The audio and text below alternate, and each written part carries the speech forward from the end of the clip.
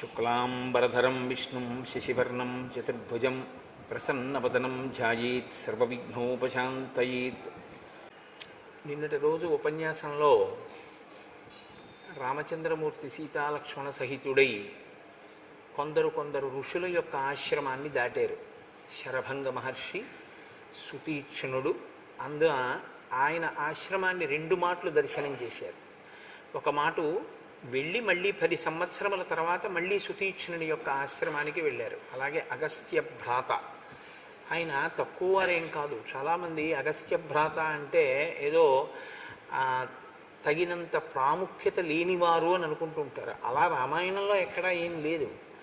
ఆయన మహానుభావుడు, చాలా గొప్ప తపస్వి. కానీ ఆయన ఇంట్లోనే అన్నగారు చాలా గొప్ప తేజస్సు కలిగినటువంటి వాడు, విశేషమైనటువంటి తపోబలం ఉన్నవాడు. కాబట్టి ఇక అన్నగారికి తమ్ముడుగా ఉండిపోయాడు తప్ప ఇంకా ఆయనకి అంటే వేరే పేరు ప్రకాశించలేదు.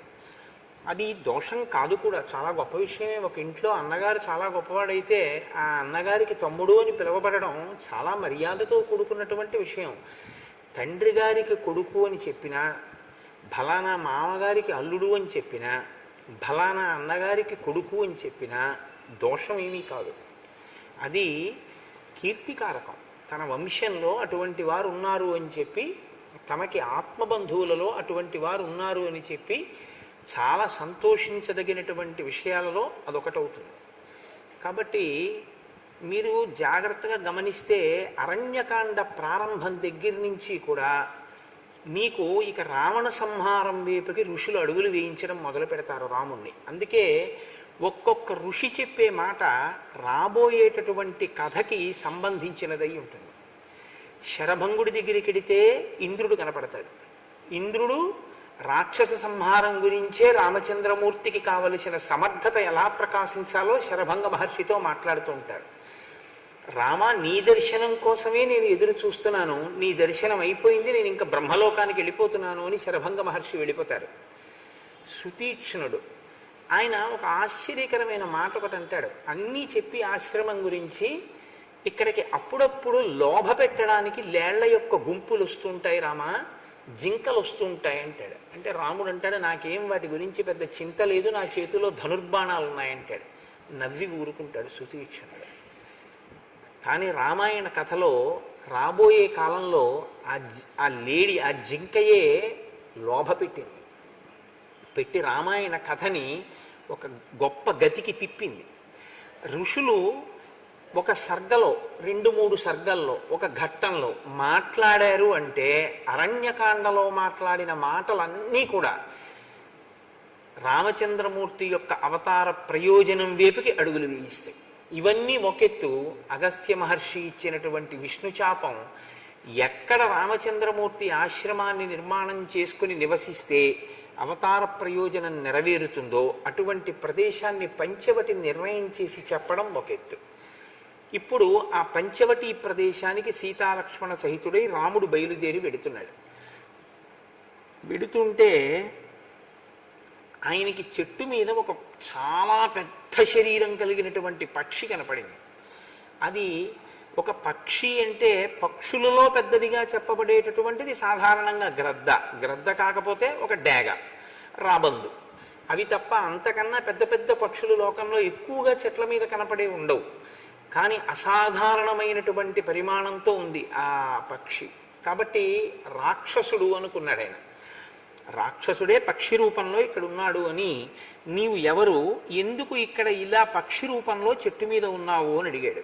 అడిగితే ఆయన అన్నాడు, శతం పితృసకం బుద్ధ్వా పూజయామాస రాఘవ సతస్య కులమవ్యగ్రం అధ పప్రచ్ఛ నామచ. నేను జటాయువు అనబడేటటువంటి పేరున్నవాడిని. నేను మీ తండ్రి గారైనటువంటి దశరథ మహారాజు గారికి స్నేహితుణ్ణి. ఈ మాట చెప్పగానేట రాముడు పూజించి మైత్రిని కలుపుకున్నాడు అన్నాడు. శ్రీరామాయణాన్ని మీరు యథాతథంగా చదివితే ఇన్ బిట్వీన్ ది లెటర్స్ అంటుంటారు ఇంగ్లీష్లో. అంటే అక్కడ ఉన్నదేదో అదే మీరు చదివితే మీకు అందులో కొత్తగా ఒక ప్రయోజనం వనగూడుతుంది అని నేనేం భావించను. నేను అందుకే తరచు మీతో ప్రస్తావన చేస్తూ ఉంటా.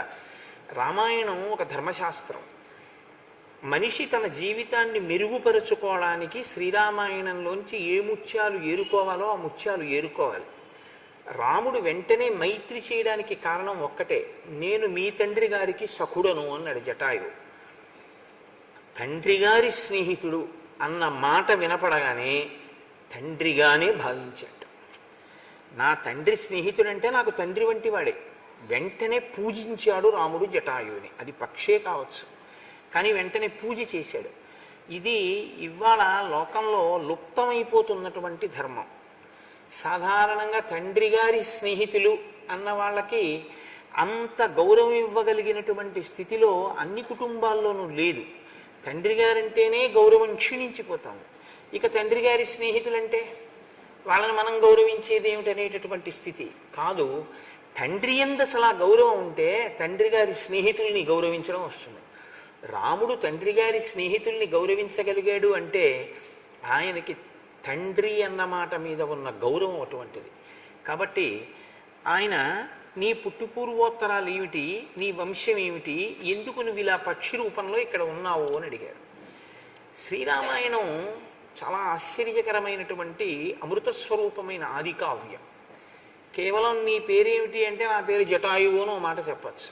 కానీ ఆ పక్షి రామ నువ్వు సావధానంగా విను, అసలు నేను సృష్టి పూర్వం దగ్గర నుంచి ఎందుకు ఇలా ఇవన్నీ ఉత్పత్తి జరిగాయో నా పేరేమిటో నీకు చెప్తాను అంది. మీకు శ్రీరామాయణాన్ని బాగా చదివితే అనేకమైనటువంటి అనుమానాలు తొలగిపోతాయి. మనకి కావ్యపరంగా సనాతన ధర్మపరంగా ఏ ప్రాణులు ఎలా ఉత్పత్తి జరిగాయో మీకు అర్థమవుతుంది. జరిగితే ఈశ్వరుడు ఎంత గొప్పగా ఈ సృష్టి చేశాడు అన్నదాన్ని మీరు అవగతం చేసుకోవడానికి అదొక మంచి అవకాశం. మొట్టమొదట్లో ఈ సృష్టి యందు చతుర్ముఖ బ్రహ్మగారు కొంతమంది ప్రజాపతుల్ని సృష్టి చేశాడు. వాళ్ళందరూ బ్రహ్మగారి యొక్క మానసపుత్రులు. వాళ్ళు కర్దముడు, విక్రీతుడు, శేషుడు, సంశ్రయుడు, స్థాణువు, మరీచి, అత్రి, క్రతువు, పులశ్చుడు, అంగిరసుడు, ప్రచేతసుడు, పులహుడు, దక్షుడు, వివస్వంతుడు, కశ్యపుడు. వీళ్ళు ప్రజాపతులు. ఈ ప్రజాపతులందరినీ ఆయన ఏమన్నాడంటే, మీరు ఈ లోకంలో అనేక రకములైనటువంటి సంతానములు వృద్ధి పొందేటట్టుగా మీ మీ యొక్క తేజస్సులను వినియోగించండి అన్నాడు. ఇందులో దక్ష ప్రజాపతికి 60 మంది కుమార్తెలు. దక్ష ప్రజాపతి యొక్క 60 మంది కుమార్తెలలో 8 మంది కుమార్తెల్ని కశ్యప ప్రజాపతి వివాహం చేసుకున్నారు. ఆ 8 మంది పేర్లు అదితి, దితి, ధనువు, కాళిక, తామ్ర, క్రోధవశ, మను, అనవ. 8 భార్యలు. ఈ 8 భార్యల యందు కూడా కశ్యపుడు ఏం చెప్పాడంటే, మీరు ఉత్తమమైనటువంటి సంతానాన్ని వృద్ధి చెయ్యండి అన్నాడు. కానీ అందులో ఆయన మాట విన్నవాళ్ళు కొందరు, వినని వాళ్ళు కొందరు. మీరు ఇక్కడ ఒక ధర్మ సూక్ష్మాన్ని నేను స్పష్టంగా చెప్పకపోతే కొద్దిగా ఇబ్బంది కలుగుతుంది. భార్య యందు సంతానమును పొందడం కోసమే వివాహం చేసుకుంటారు. అసలు వివాహం చేసుకోవడానికి సంకల్పం ఏం చెప్తారంటే ప్రజాపత్యర్థం అని చెప్తారంటే ధర్మబద్ధమైనటువంటి అర్థమును పొందుట కొరకు. దేని వలన? కామమును ధర్మబద్ధం చేసి అర్థాన్ని పొందుతారు. అర్థం అంటే డబ్బు కదండి. సంతానం అర్థం ఎలా అవుతుంది అని మీరు నన్ను ప్రశ్న వేయచ్చు. కామము ధర్మబద్ధమై భార్య యందు ప్రసరిస్తే అలా ప్రసరించినటువంటి ధర్మబద్ధమైన కామము చేత కలిగిన అర్థమునకే సంతానము, కొడుకు లేదా కూతురు. ప్రత్యేకించి కొడుకుకి ఆ అర్థం బాగా అన్వయం అవుతుంది అంటారు. ఎందుచేత అంటే తను సంధ్యావందనం చెయ్యలేని పరిస్థితి ఏర్పడినప్పుడు కొడుకు సంధ్యావందనం చేస్తాడు. తండ్రి పేరు మీద సంధ్యావందనం చేయడానికి అధికారం కొడుకు ఒక్కడికే ఉంటుంది. కాబట్టి కొడుకు ఆ సంధ్యావందనం చెయ్యొచ్చు. మంచాన పడిపోయి ఉన్న సంధ్యావందనం మానడానికి వీలు లేదు శాస్త్రంలో. మృత్యుముఖంలో ఉండి మంచంలో ఉండిపోయాడు అనుకోండి, ఏది మానకూడదు అంటే సంధ్యావందనం మాత్రం మానడానికి వీలు లేదు, చెయ్యాలి. అప్పుడు కూడా చెయ్యాలి. అందుకే చస్తుంటే సంధ్యమంత్రం అండి అని ఒక సామెత వచ్చింది. చచ్చిపోతున్నా కూడా ఆ సూర్యోదయ సూర్యాస్తమయాలు ఆయా కాలముల యందు సంధ్యావందనం చేయవలసిందే. మరప్పుడు తండ్రి గారికి అసలు ప్రాణంతో ఉన్నాడు తప్ప సంధ్యావందనం చేసేటటువంటి స్థితి కాదు. మరి ఎవరిప్పుడు గట్టెక్కించాలి? అంటే కొడుకు ఉండాలి అని కోరుకునేది ఎందుకంటే 2 కారణాలకి కొడుకు ఉండాలని కోరుకుంటారు. ఈ 2 కారణాలకి కొడుకు లేకపోతే అసలు కొడుకు అన్నవాడు ఉండడం వల్ల శాస్త్రీయమైన ప్రయోజనం ఏమీ నెరవేరదు. వాడు నాన్నగారి డబ్బులు పుచ్చుకోవడానికి కొడుకు అయితే అంతకన్నా అసహ్యకరమైన విషయం లోకంలో ఇంకోటి లేదు.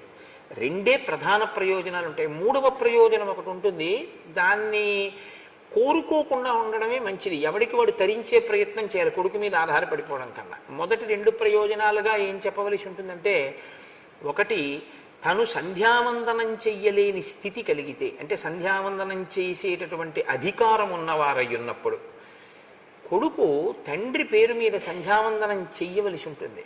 అలా చేస్తాడు వాడు అని కొడుకుని కనాలని కోరుకుంటారు. రెండవది దేనికి అంటే, తన ఇంట్లో ఉండేటటువంటి సింహాసనానికి అర్చన ఆగిపోకూడదు.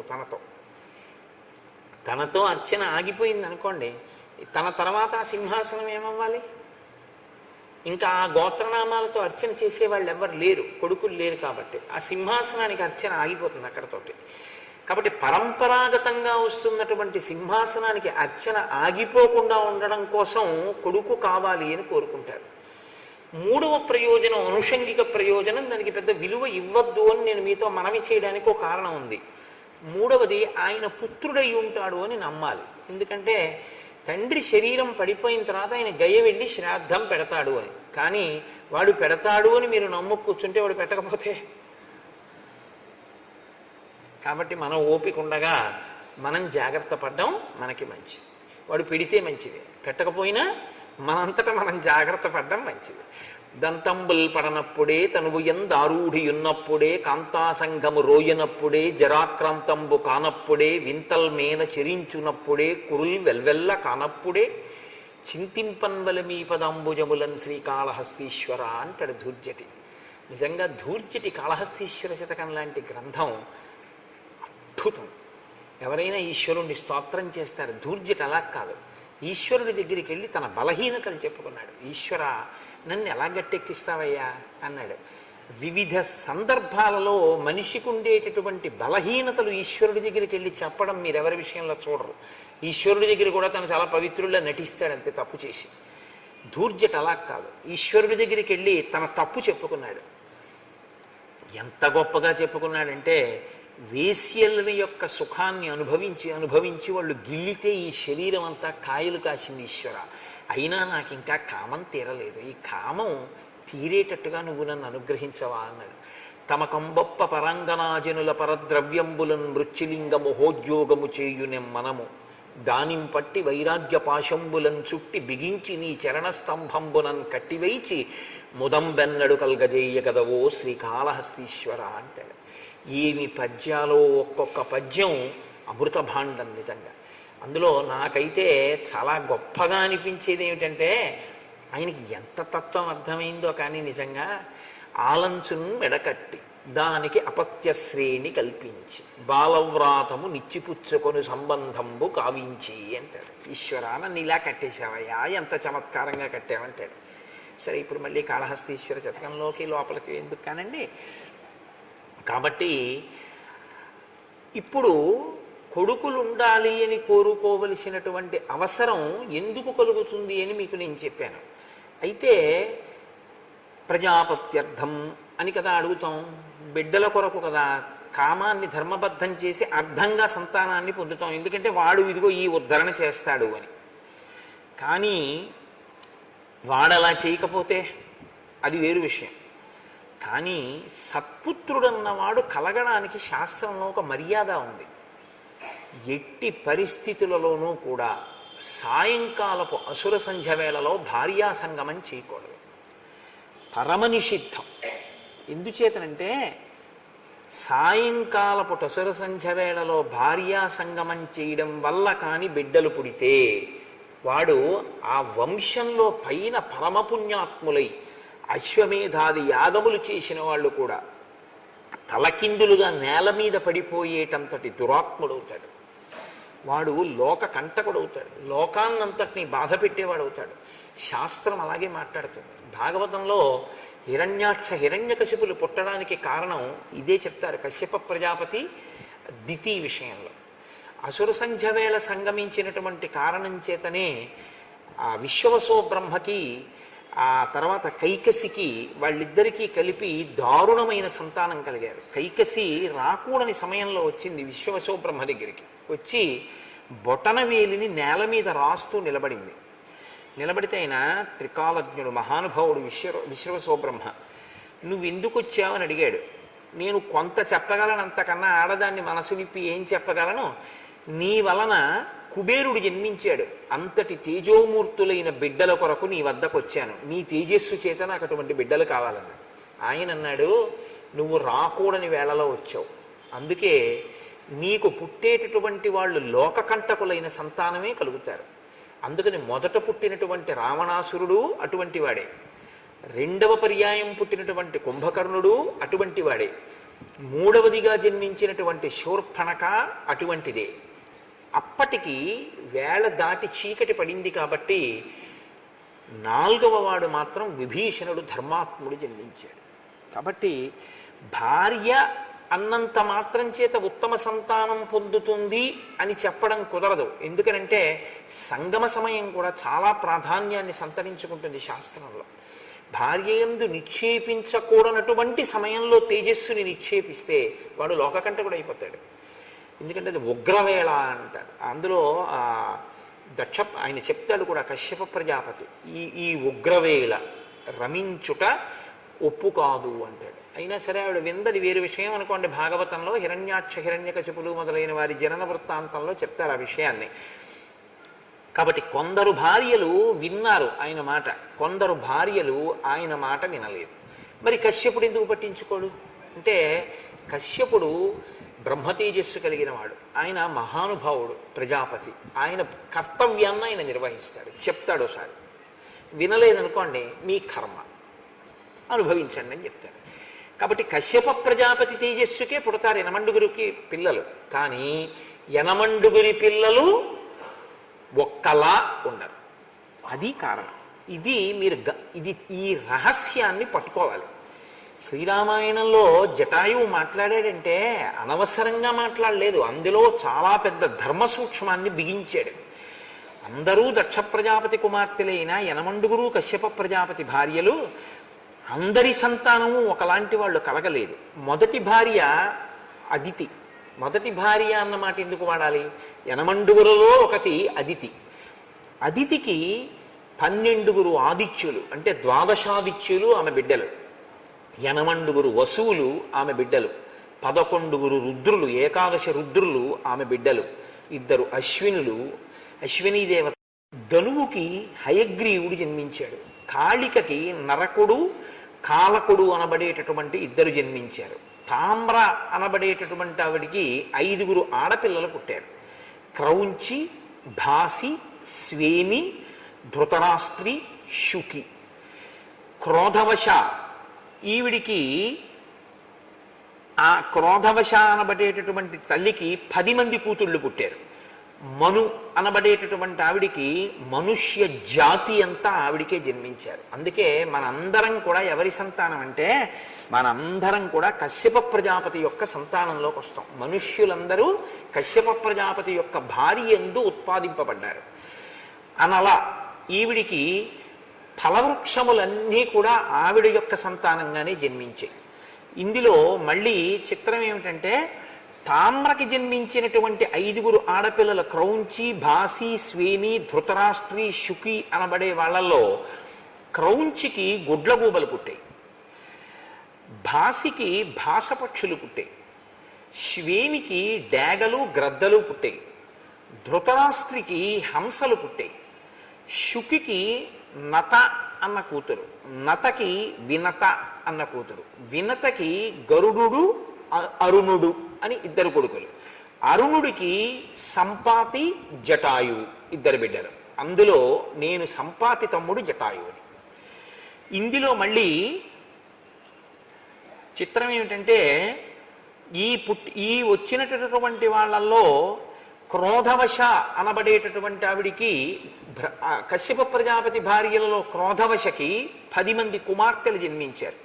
వాళ్ళు ఆ కుమార్తెల పేర్లు మృగి, మృగమంద, హరి, భద్రమద, మాతంగి, శార్దూలి, శ్వేత, సురభి, సురస, కద్రువ. మళ్ళీ ఈ 10 మంది కూతుళ్ళకి మృగికి లేళ్లు పుట్టాయి. మృగమందకి ఎలుకుబంట్లు, చమరం మృగాలు, శృమరములు పుట్టాయి. ఇందులో ఈ చమరం మృగము అంటమే, దానికే చామరము అని మనం ఒకటి ఈశ్వరుడి సేవలో వేస్తూ ఉంటాం. దాని వెంట్రుకలతో చేస్తారు. వెంట్రుక దూష్యము, దోషభూయిష్టము. వెంట్రుక అనబడేటటువంటిది పెద్దలకు ఎప్పుడైనా మీరు దేవతార్చన చేసేటప్పుడు వెంట్రుక వస్తే వెంటనే వదిలేస్తారు అక్కడతో. పూజ చేసేటప్పుడు వెంట్రుక వస్తే మళ్ళీ స్నానం చేసి వచ్చి పూజ చేయాలి. వెంట్రుక అంత దోషభూయిష్టం. సరే, నేను దాని గురించి అంత పెద్ద ఎక్కువ ఇప్పుడు ఉపన్యాసం చెప్పదలుచుకోలేదు అనుకోండి. కానీ చామరీ మృగం యొక్క వెంట్రుకకున్న గొప్పతనం ఏమిటంటే అది సేద తీరుస్తుంది. దాని మించి వచ్చేటటువంటి గాలి అలసట తీరుస్తుంది. అందుకే ఈశ్వరుడికి చాలా పెద్ద సేవ ఏదైనా చెయ్యాలి అనుకుంటే అసలు నిజానికి ఉన్న సేవలలో కల్లా పెద్ద సేవ ఏమిటో తెలుసా అండి? చామరం వేయడం. ఎందుకంటే చామరం వేసేటప్పుడు ఒక లక్షణం ఉంటుంది. చామరం మించి గాలి వచ్చేట్టు వేయకూడదు. ఓ ఇలా విసురుగా ఆయన బట్ట కదిలిపోయేటట్టు వేయకూడదు. గాలి చామరం మించి వెళ్ళి ఆయనకి తగలాలి. అంటే అందుకే చామరం వేస్తే ఇలా ఎత్తి ఇలా అంటారు. అంటే అది కుచ్చులో ఇలా విడుతుంది. మళ్ళీ ఇలా అంటారు. అంటే ఇది ఇలా విచ్చుకుని ఇలా ఇలా ఇలా పడాలన్నమాట. చామరం పడితే దాని మించి గాలి ఈశ్వరుడికి తగులుతుంది. ఈశ్వరుడికి ఆ గాలి తగిలితే ఆయన సేద తీరుతాడు. ఎందుకో తెలుసా అండి? మీరు ఆయనకి సేవలు ఒకదాని తర్వాత ఒకటి చేసేస్తుంటే ఆయన బడలిక కలుగుతుంది. ఆయనకి ఆ పదార్థాలన్నీ మీద పోసుకుని చేసుకుని ఆయన బడలుతాడు.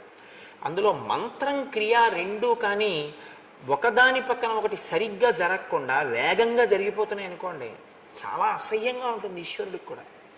ఎందుకో మీరు ఆవాహయామి హస్తయోహర్ఘ్యం సమర్పయామి, పాదయోహపాద్యం సమర్పయామి, ఖ్యాచమనీ సమర్పయామి, శుద్ధోదక స్నానం సమర్పయామి, ఆపోహిష్టామయోహ నీళ్లు జల్లేసి చకచకచకచక చేసేస్తుంటే ఆయన ఎంత తొందరగా చేయాలి గుర్తుపెట్టి మీరు చూడండి.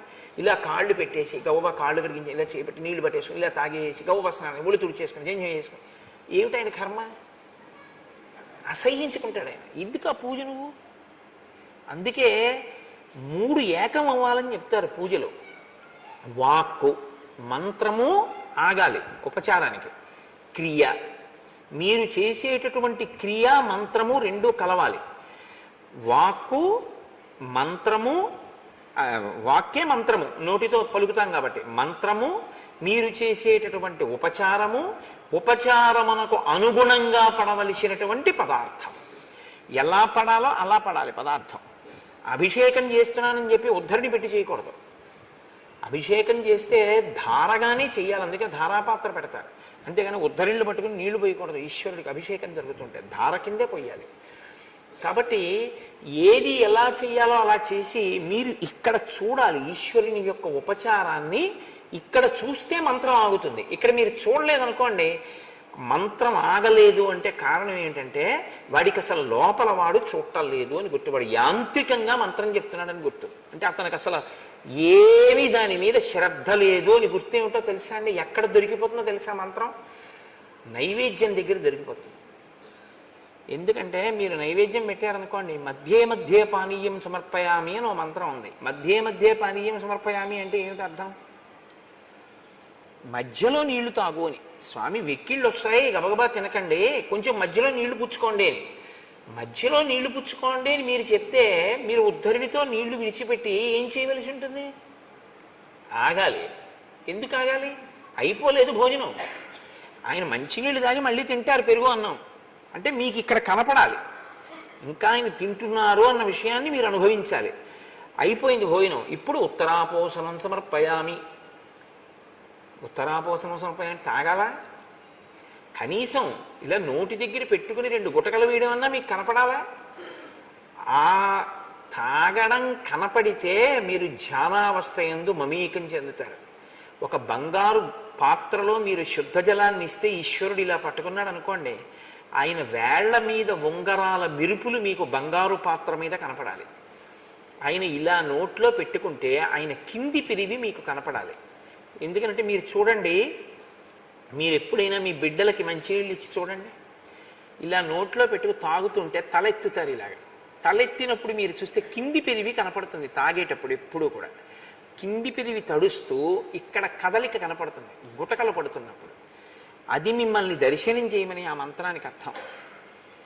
ఉత్తరాపోసనం సమర్పయామి, అప్పుడు ఆయన గ్లాస్ అక్కడ పెట్టేశారు. ఇప్పుడు హస్తవు ప్రక్షాళయామి, చెయ్యి ఎంగిలైంది నీళ్లు తాగితే నీళ్లు పొయ్యాలి. పాదవు ప్రక్షాళయామి, కాళ్ళ మీద పొయ్యాలి. శుద్ధ ఆచమనీయం సమర్పయామి, మళ్ళీ తాగమనాలి. ఇక్కడ చిత్రం ఏమిటో తెలుసా అండి? మీకు శ్రద్ధ ఉందో లేదో మీరే మీకు మీరు తీర్పు చెప్పడం కోసమని ఒక మంత్రాన్ని వదిలేసింది శాస్త్రం. ఏ మంత్రమో తెలుసా? మీరు చేతులు తుడవాలి, కాళ్ళు తుడవాలి. కాళ్ళు కడుక్కుని చేతులు కడుక్కున్న తర్వాత తుడుచుకోమని తువ్వాలి ఎవరు? మీరు దర్శనం చేసిన వారైతే ఓసారి ఉత్తరీయం తీసి ఇలా అంటారు. అన్నాడు అంటే పూజలో నిష్టలో చేస్తున్నాడని గుర్తు. మంత్రం పరుగు ఇది పరుగు చేశాడంటే అసలు ఆయన ఓ విగ్రహం ఏదో పెడతాడు, తినేదే మళ్ళీ ప్రసాదం అనుకుంటున్నాడని గుర్తు. అంటే ఆ పూజ స్వీకరింపబడలేదు అని గుర్తు. ఒక తంతు అంటారు దాన్ని, ఒక తంతు చేశాడు తప్ప అది పూజ కాదు. ఎందుకంటే మూడు ఏకీకృతం కాలేదు పూజలో. నిజంగా ఏకీకృతం ఎక్కడవుతుందో అక్కడికే ఈశ్వరుడు వచ్చి తీసుకుంటాడు. కాబట్టి ఈ స్థితి కల్పింపబడితే ఆరాధన యందు ఈశ్వరుడి యొక్క అనుగ్రహం మనకి కలుగుతుంది. అందులో ఆయన బడలిక పొందుతుంటాడు మనం చేసిన సేవకి. ఆ బడలిక తీరడానికి చామరము అనబడేటటువంటి దాంతో ఒకసారి ఆ గాలి ఆయన మీదకి వెళ్ళేటట్టు విసురుతారు. అందుకని చామరీ మృగము యొక్క వెంట్రుకలకు మాత్రమే ఆ శక్తి ఉంది. అందుకని ఆ చామరీ మృగంగా పుట్టడం చాలా అదృష్టం. అది ఈశ్వరుడి సేవకు వెడతాయి దాని వెంట్రుకలు. ఇప్పుడు ఈ చమరం మృగములు ఎవరికి పుట్టేట? మృగమంద అనబడేటటువంటి కశ్యప ప్రజాపతి యొక్క ఒక భార్య అయిన క్రోధవశ అన్నావిడికి పుట్టిన 10 మంది కూతుళ్లలోని 2వ కూతురు యొక్క బిడ్డలు ఈ చామరీ మృగములు. ఈ సృష్టిలో చాలా కశ్యప ప్రజాపతి యొక్క అనుగ్రహమే. హరి అన్న అమ్మాయికి సింహములు బలమైన కోతులు పుట్టే, అందుకే హరీశ్వర అంటుంటారు. భద్రమద, ఈవిడికి ఇరావతి అన్న కూతురు పుట్టింది. ఈ ఇరావతికి ఐరావతము అనబడేటటువంటి కొడుకు పుట్టాడు. మాతంగి, ఈవిడికి ఏనుగులు పుట్టాయి, అందుకే మాతంగములు అంటుంటారు. శార్దూలి, ఈవిడికి పెద్ద పులులు కొండముచ్చులు పుట్టాయి. శ్వేత, ఈవిడికి దిగ్గజములు పుట్టాయి, అంటే భూమిని మోసేటటువంటి ఏనుగులు అన్ని దిక్కుల్లో ఉండేవి. సురభి, ఈవిడికి రోహిణి గంధర్వి అని 2 ఆడపిల్లలు. ఈ రోహిణికి గోవులు పుట్టాయి, గంధర్వికి అశ్వములు పుట్టాయి. ఈ మాటలు చెప్తున్నప్పుడండి గోశాలతో సహా అన్ని సంతోషిస్తాయి. ఎందుకంటే సృష్టి ఎలా జరిగిందో చెప్తున్నారు. సురస, అనేక శిరస్సులు కలిగినటువంటి నాగులు జన్మించేటి ఈవిడికి. అందుకే నాగమాత సురస వచ్చింది అంటుంటారు. సుందరకాండలో వస్తుందన్నమాట. కద్రువ, సాధారణ సర్పములు జన్మించాయి. ఆ వాటితో పాటు 1000 పడగలు కలిగినటువంటి ఆదిశేషుడు కూడా ఆమెకి జన్మించాడు. ఆయన భూమిని మోస్తుంటాడు. రామా, ఇది సృష్టి క్రమం, ఇలా పుట్టే ఇవన్నీ. అందులో మేము అరుణుని యొక్క కుమారులం, సంపాతి జటాయువు. సంపాతి నా అన్నగారు, జటాయువు నేను తమ్ముణ్ణి. నేను మీ నాన్నగారు అయినటువంటి దశరథ మహారాజు గారి యొక్క స్నేహితుణ్ణి. నేను ఎందుకు ఇప్పుడు నీ దగ్గరికి వచ్చానో తెలుసా? నువ్వు దండకారణ్యంలోకి ప్రవేశించావు. ఇదం హి దుర్గం కాంతారం మృగరాక్షస సేవితం సీతాంచ తాత రక్షిష్యే త్వయి యాతే సలక్ష్మణే. ఎంత త్రికాలవేదులై చెప్పారో వాళ్ళు. ఆయన ఎంత గొప్ప మాట. ఇప్పటి వరకు మీరు రామాయణాన్ని చూస్తే రాముడు ఎప్పుడూ సీతమ్మ దగ్గర లక్ష్మణుణ్ణి ఉంచకుండా తాను వెళ్ళడం. ఒకవేళ లక్ష్మణుడు వెడితే రాముడు ఉంటాడు. సీతమ్మ పక్కన రాముడో లక్ష్మణుడో లేకుండా సీతమ్మ ఒక్కతే ఉండడం అన్నది లేనే లేదు. కానీ ఆయన అంటున్నాడు, జటాయువు నీవు లక్ష్మణ సహితుడవై వెళ్ళిపోవలసిన పరిస్థితి వస్తే సీతమ్మని నేను కాపాడతానన్నాడు. వచ్చేస్తుంది అరణ్యకాండలోనే. ఒక రోజు 2 రోజులు వచ్చేస్తుంది ఈ సందర్భం. ప్రతి వాళ్ళు ఒక రాబోయే సందర్భాన్ని చెప్పేస్తున్నారు. కాబట్టి ఇప్పుడు రామసేవ యందు తరించడానికి వస్తున్నాడు జటాయువు. నా స్నేహితుడికి ఇంత గొప్ప కొడుకు పుట్టాడు. ఆయన కోరుకున్నది ఏమిటో తెలుసా అండి? దీన్ని బట్టి రాముడి చేతుల మీదుగా నా అంత్యేష్టి సంస్కారం జరగాలి. రాముడు కృష్ణుడు కూడా ఈ లోకానికి ఒక గొప్ప ధర్మాన్ని ఉపదేశించారు. మీరు జాగ్రత్తగా చూస్తే అనాథ ప్రేత సంస్కారం చేశారు వాళ్ళు. రాముడు జటాయువుకి సమంత్రకంగా దహనక్రియ చేశాడు. అలాగే కృష్ణ పరమాత్మ కూడా చేశారు భాగవతంలో.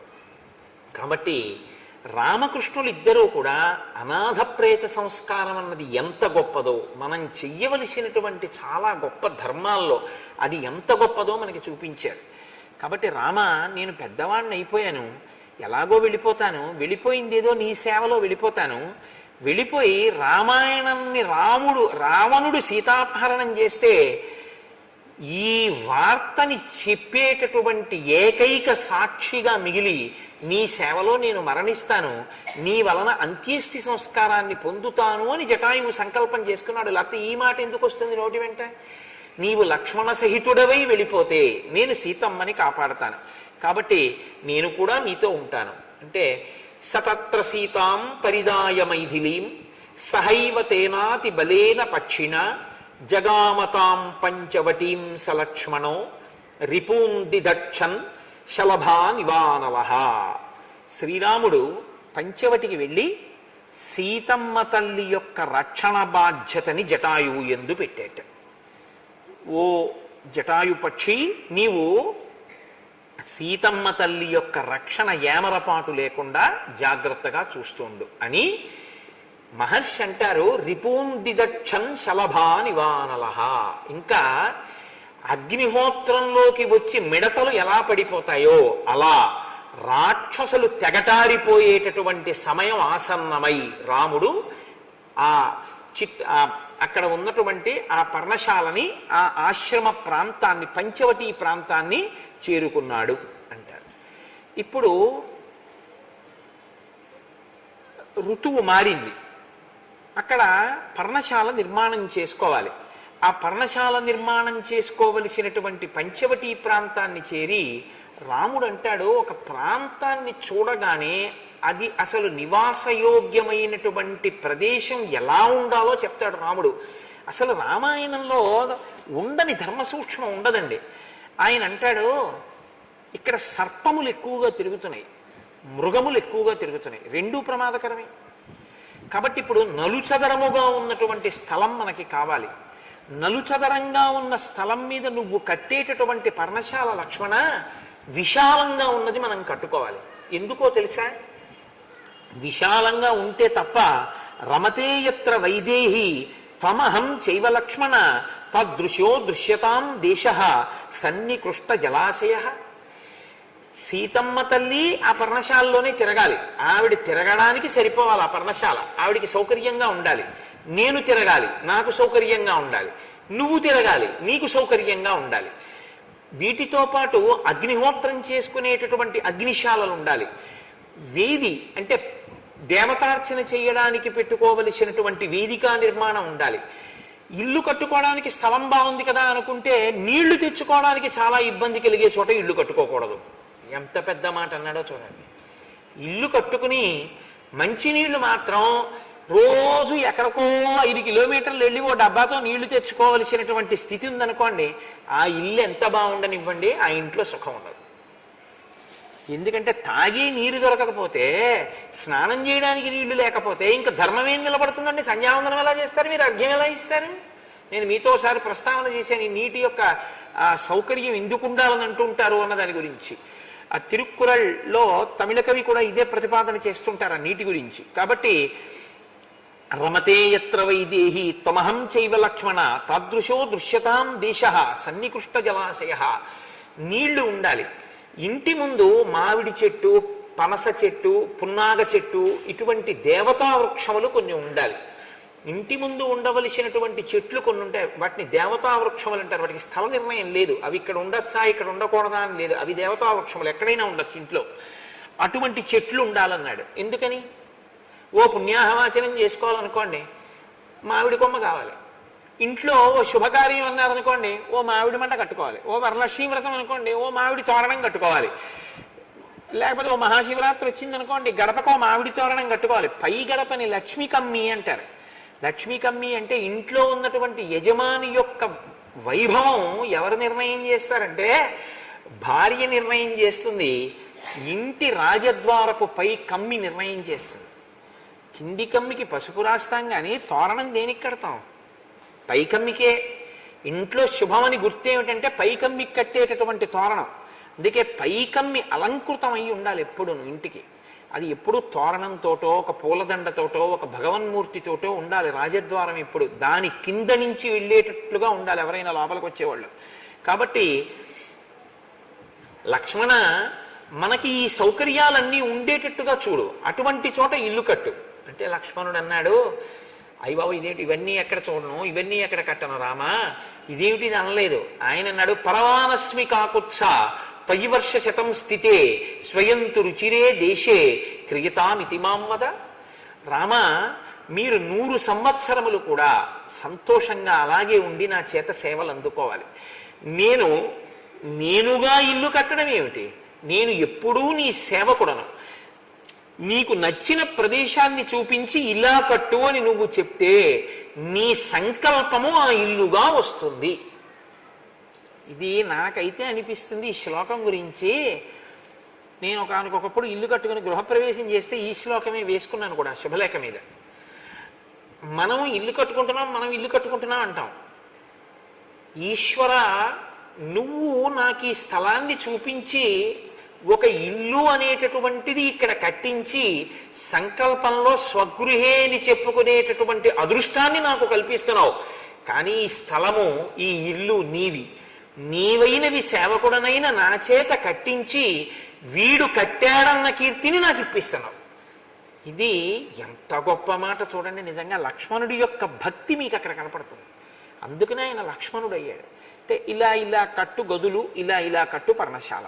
వెంటనే ఆయన ఆ గుణపం పట్టుకుని అదంతా గోతులు తీశాడు, వెదురు బొంగులు తీసుకొచ్చాడు, వెదురు బొంగులన్నీ నాటాడు, వెదురు బొంగులు అడ్డంగా కట్టాడు, తాళ్లతో బిగించాడు, దాని మీద పర్ణములు, జమ్మి ఆకులు, ఇలా చల్లగా ఉండేటటువంటి ఆకులన్నీ పెట్టాడు, దాని మీద పెద్ద ఆకులు వేశాడు, గోడలు మట్టితో మెత్తాడు, మట్టితో మెత్తినటువంటి గోడలతోటి చల్లగా ఉండేటట్టుగా ఇల్లు కట్టాడు. ఎందుకంటే భూమిని కాల్చి కట్టుకోవడం అన్నది మనకి సనాతన ధర్మంలో లేదు. భూమిని కాల్చకూడదు, భూమిని కాల్చి ఇటక తయారు చేసి కట్టమని శాస్త్రంలో లేదు. అలా కట్టుకోకూడదు, భూమి పట్ల దోషం అవుతుంది.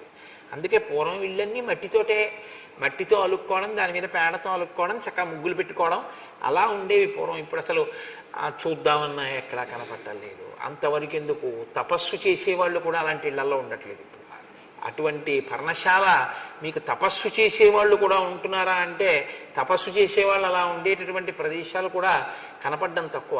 శృంగేరిలో ఒకప్పుడు మహానుభావులు తపస్సు చేయడం కోసమని తుంగానదిని దాటి అవతల వైపుకి వెళ్ళిపోయి అటువంటి పర్ణశాలలు కట్టుకుని అందులో తపస్సు చేశారు. కంచికామకోటి పీఠాధిపతులు చంద్రశేఖరేంద్ర సరస్వతి స్వామి ఎప్పుడు ఎక్కడ ఉన్నా ఇలాగే తాటాకులతోటే ఒక ఆచ్ఛాదన వేయించుకుని మట్టితో ఉన్న ప్రదేశంలోనే ఆయన ఉండి తపస్సు చేసేవారు, మౌనంలో ఉండి. మహాత్ములు ఉన్నారు, లేరని నేను అంటలేదు, ఇప్పటికీ ఉన్నారు. పెద్దలు మహానుభావులు అనుష్ఠించేటటువంటి వారు ఉన్నారు. కాబట్టి ఇప్పుడు ఆ పర్ణశాల నిర్మాణం పూర్తయింది. పూర్తయిన తర్వాత ఆయన పరిగెత్తుకుంటూ గబగబా ఆ గోదావరి నది ఒడ్డుకు వెళ్ళాడు. వెళ్ళి అక్కడి నుంచి పువ్వులు మొదలైనటువంటివన్నీ పట్టుకొచ్చాడు. సమీకృత తలాం రమ్యాం చకార లఘు విక్రమ నివాసం రాఘవస్యార్థే ప్రేక్షణీయమనుత్తమం. రాఘవుని కొరకు కట్టాడు ఆ ఇల్లు. తను రాఘవుడి సేవ కొరకు అక్కడ ఉన్నాడు. ఆ ఇల్లు తన కొరకు కాదు. పూర్తి చేసి సగత్వా లక్ష్మణ శ్రీమాన్ నదీం గోదావరీం తదా స్నాత్వా పద్మాని చాదాయ సఫల పునరాగత. గోదావరిలో స్నానం చేసి పువ్వులు మొదలైనవన్నీ పట్టుకొచ్చి వాస్తు పూజ చేస్తాడు. మొన్న అన్నాడుగా, ఎవరైతే చిరకాలము ఉండాలనుకుంటున్నారో, ఆయురారోగ్యములు కలగాలి అనుకుంటున్నారో అటువంటి వారు వాస్తు పూజ చెయ్యకుండా గృహప్రవేశం చెయ్యకూడదు. కాబట్టి వాస్తు పూజ చేస్తాను ఏంటి, అలా చేస్తే చిరజీవిన అన్నాడు కదా అయోధ్యకాండలో, చాలా కాలం బ్రతికుంటారా ఇంట్లోకి వెళ్ళిన వాళ్ళని. కాబట్టి తత పుష్పబలిం కృత్వా శాంతించ యథావిధి దర్శయామాస రామాయ తదాశ్రమ పదం కృతం.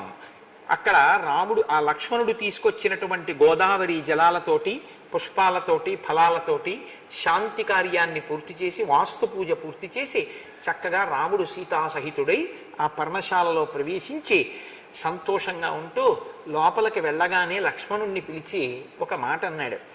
భావజ్ఞేన కృతజ్ఞేన ధర్మజ్ఞేన చ లక్ష్మణ త్వయా పుత్రేణ ధర్మాత్మ న సంవృత్త పితామమ. లక్ష్మణ, నాకు తండ్రి మరణించలేదో, నీ రూపంలో నాకు తండ్రి ఉన్నాడు. తండ్రి కొడుకు గురించి ఆలోచించేది ఎప్పుడు ఎలా ఉంటుందంటే, నా కొడుక్కో ఇల్లు ఉండాలి, నా కొడుకు వృద్ధిలోకి రావాలి, నా కొడుకు ఒక మంచి అనురూపయ్యి అనువర్తించేటటువంటి ఒక భార్య ఉండాలి, నా కొడుకు వృద్ధిలోకి రావాలి, వాడి ద్రవ్యం వాడు బాగా ఉంచుకోవాలి, నేను వాడికి ఇంకా ఏమి ఇవ్వగలను, నేను వాడికి ఏం ఉపకారం చేయగలను. తండ్రి ఆలోచన అలా ఉంటుంది. కొడుక్కి ఏవి కల్పించగలను సుఖస్థానములను చూస్తూ ఉంటాడు. నేను నీకేం చేశాను పెద్ద కొడుకుని? అన్నగారు తండ్రి లేకపోతే అన్నగారు, అన్నగారే తండ్రి. నేనేం చేశాను లక్ష్మణ నీకు? నేను చేసింది ఏమీ లేదు. నువ్వో 14 ఏళ్ళు వదిన కట్టుకోవడానికి కావలసినటువంటి బట్టలు నగలు కూడా కావిళ్లలో వేసుకుని మోసుకురావడమే కాకుండా, నేను ఇలా ఇల్లుంటే బాగుంటుంది అంటే నువ్వు ఒక్కడవే ఇంత గొప్ప పర్ణశాల నిర్మించావు. కాబట్టి భావజ్ఞేన, నేను ఒక్క మాట చెప్తే నా భావం ఎరిగి చేస్తావు. ఇది ఇలా ఇలా ఉండాలి, ఇలా ఉండాలి, రేపు ఇలా క్రతువు జరగాలి అంటే మా గోపాలకృష్ణ గారు తెల్లవారేటప్పటికి అలా చేసేస్తారు అయ్యప్ప స్వామి గుళ్ళో. భావజ్ఞేన, భావం ఎరిగి చేయడం. కృతజ్ఞేన, కార్యం తెలిసి చేయడం. మీరు ఇది బాగా పట్టుకోవాలి.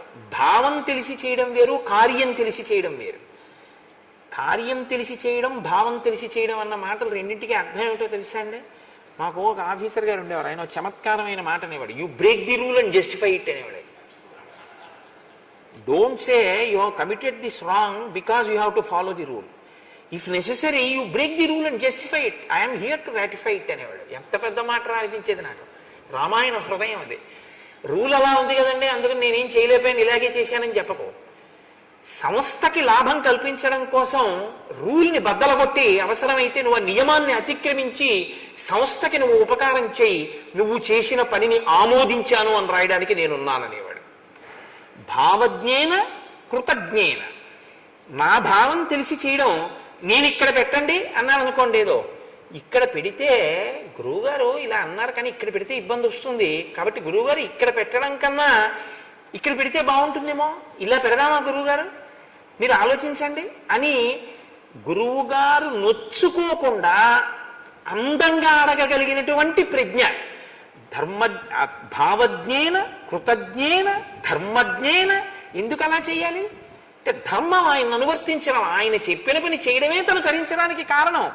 ధర్మజ్ఞేన చ లక్ష్మణ, లక్ష్మణ నువ్వు ఇటువంటి వాడివోయ్, ఎంత అదృష్టం నాకు నీలాంటి వాడు తమ్ముడవడం. తయా పుత్రేణ ధర్మాత్మ న సంవృత్త పితామమ. నాకు తండ్రి లేడని ఎవరన్నారు? నాకు తండ్రి లేకపోవడం లేదు, నీకు లేడేమో తండ్రి. నేను నీకు అలా ఏమీ చేసి పెట్టట్లేదేమో, కానీ తండ్రి ఉంటే కొడుక్కి ఎలా చేస్తాడో అలా నువ్వు నాకు చేస్తున్నావు లక్ష్మణ. కాబట్టి ఎంత గొప్పవాడవా. ఈ మాట చాలదండి. ఇది లక్ష్మణుడి యొక్క లక్ష్మి. ఇది ఒక గురువుని అనువర్తించేటటువంటి శిష్యుడు ఇవి నేర్చుకోవాలి.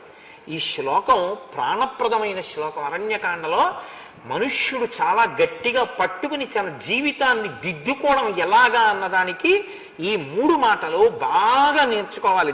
భావజ్ఞేన కృతజ్ఞేన ధర్మజ్ఞేన. ఇది చేస్తున్నాను కాబట్టి నాకు ఈ కీర్తి రావాలి.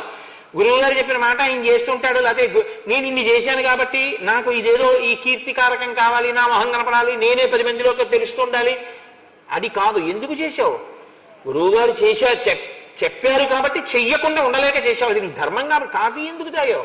తాగకుండా ఉండలేక తాగావు. పేపర్ ఎందుకు చదివావు?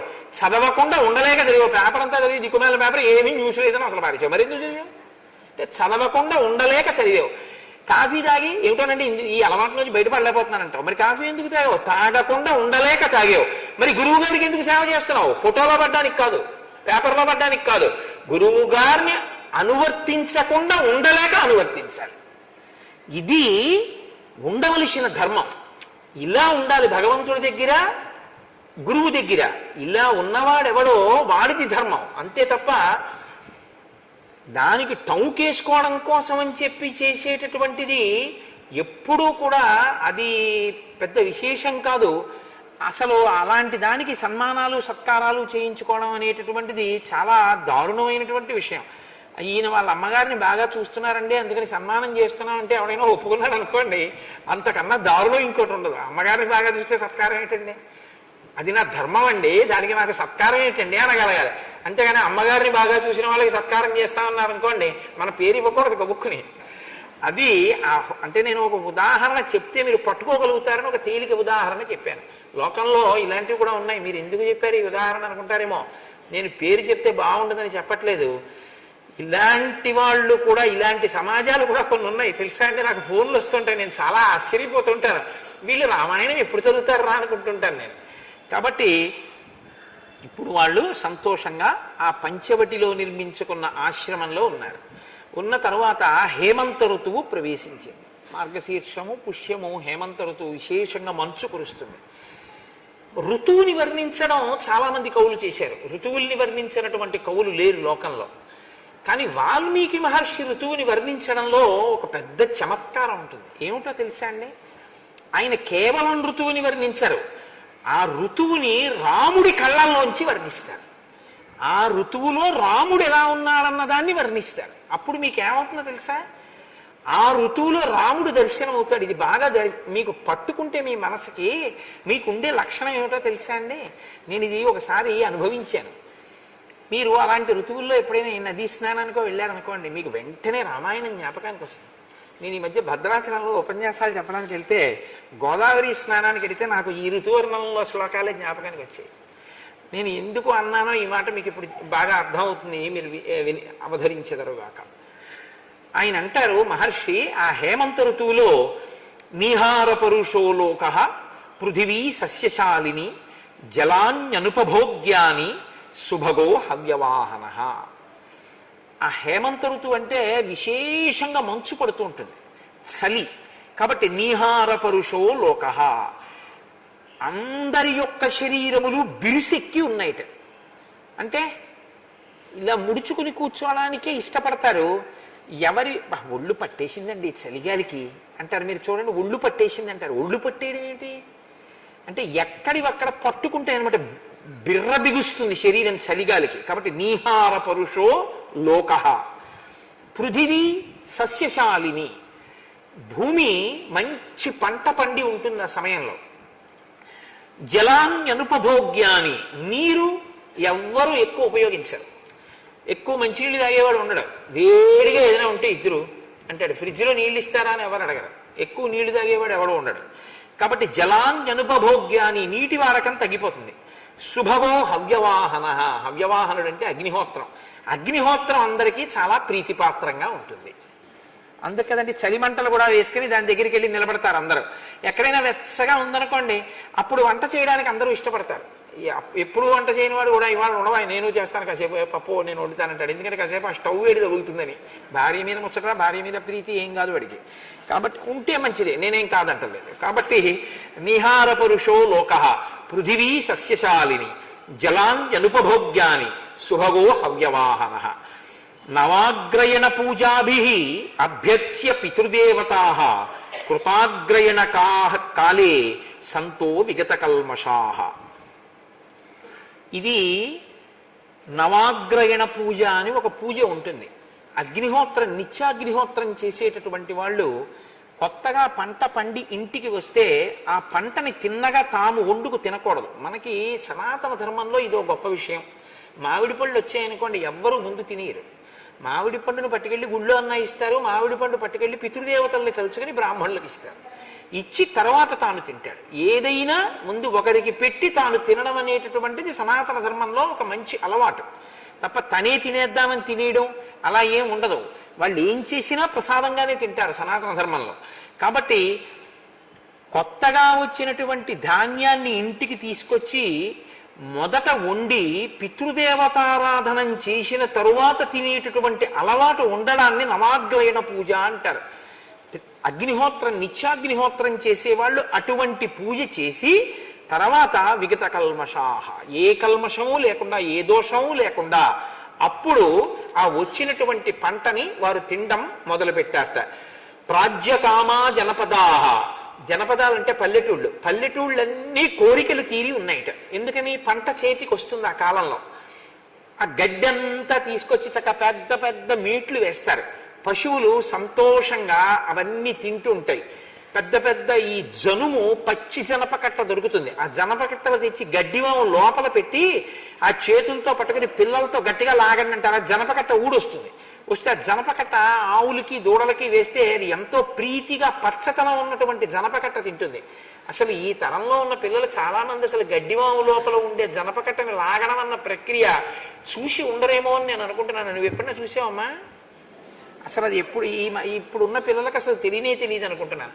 ఆ జనపకట్ట పైకి లాగుతున్నప్పుడు గడ్డివాములోంచి అక్కడే ఉన్న ఆవులు దూడలోకి పొందేటటువంటి సంతోషం, ఆ జనపకట్ట లాగిన తర్వాత చేత్తో పట్టుకుంటే అవి పలుపు బాగా కుత్తుకకి బిగుసుకునేటట్టుగా ఇలా దగ్గరికి వచ్చి మోరలెత్తి తొందరపడిపోయి ఎప్పుడు పెడతామని చూసే ఆ చూపు పసుపచ్చ పూలతో ఉంటుంది ఆ జనపకట్ట. దాన్ని తీసుకెళ్లి ఆ నూగు ఒంటికి తగిలితే దురద పెడుతుంది కూడా. అది తీసుకెళ్లి ఆ గడ్డి మీద వేస్తే సంతోషంగా ఆవు ఆ పుల్లల్ని ఇలా విరిగేటట్టుగా నోట్లోకి నవ్వులతో తింటుంటే, ఆ నోటి వెంట నురగలు కారుతుంటే అది ఎంత సంతోషంగా చూస్తుందో ఆ జనపకట్ట వేసిన వాళ్ళ వంక. కాబట్టి ప్రాజ్యకామా జనపదాహ, పల్లెటూళ్ళు అంటే ఉట్టి ఊళ్ళని కాదు. ఊరు అంటే శం చతుష్పదే శం ద్విపదే అని సనాతన ధర్మం. ఎప్పుడూ మనుషులు బాగుండాలని కోరుకోరు, 4 కాళ్ళున్నవి కూడా సంతోషంగా ఉండాలి. కాబట్టి ఆవులు దూడలు పశువులు మనుష్యులు అందరూ సంతోషంగా ఉన్నారట. ఇంత పచ్చిగడ్డి ఈ జనపకట్టలు ఇవన్నీ బాగా దొరుకుతాయేమో, ఆవులు ఇవన్నీ తిని బాగా పాలిస్తున్నాయిట. సంపన్న తరగోరసాహ, ఆవుల పాలు సమృద్ధిగా దొరుకుతున్నాయిట. ఆవుల పాలు సమృద్ధిగా దొరికితే ఏమవుతుంది అంటే, నాతో ఒక వేదం చెప్పే గురువుగారు ఒక మహానుభావుడు, ఆయన చాలా బాగా నేర్పారు శిష్యుడికి వేదం. ఆయన ఒకసారి నాతో అన్నారు, వీడికి ఇంత కష్టపడి ఎందుకు నేర్పానో తెలుసా కోటేశ్వరారి వేదం?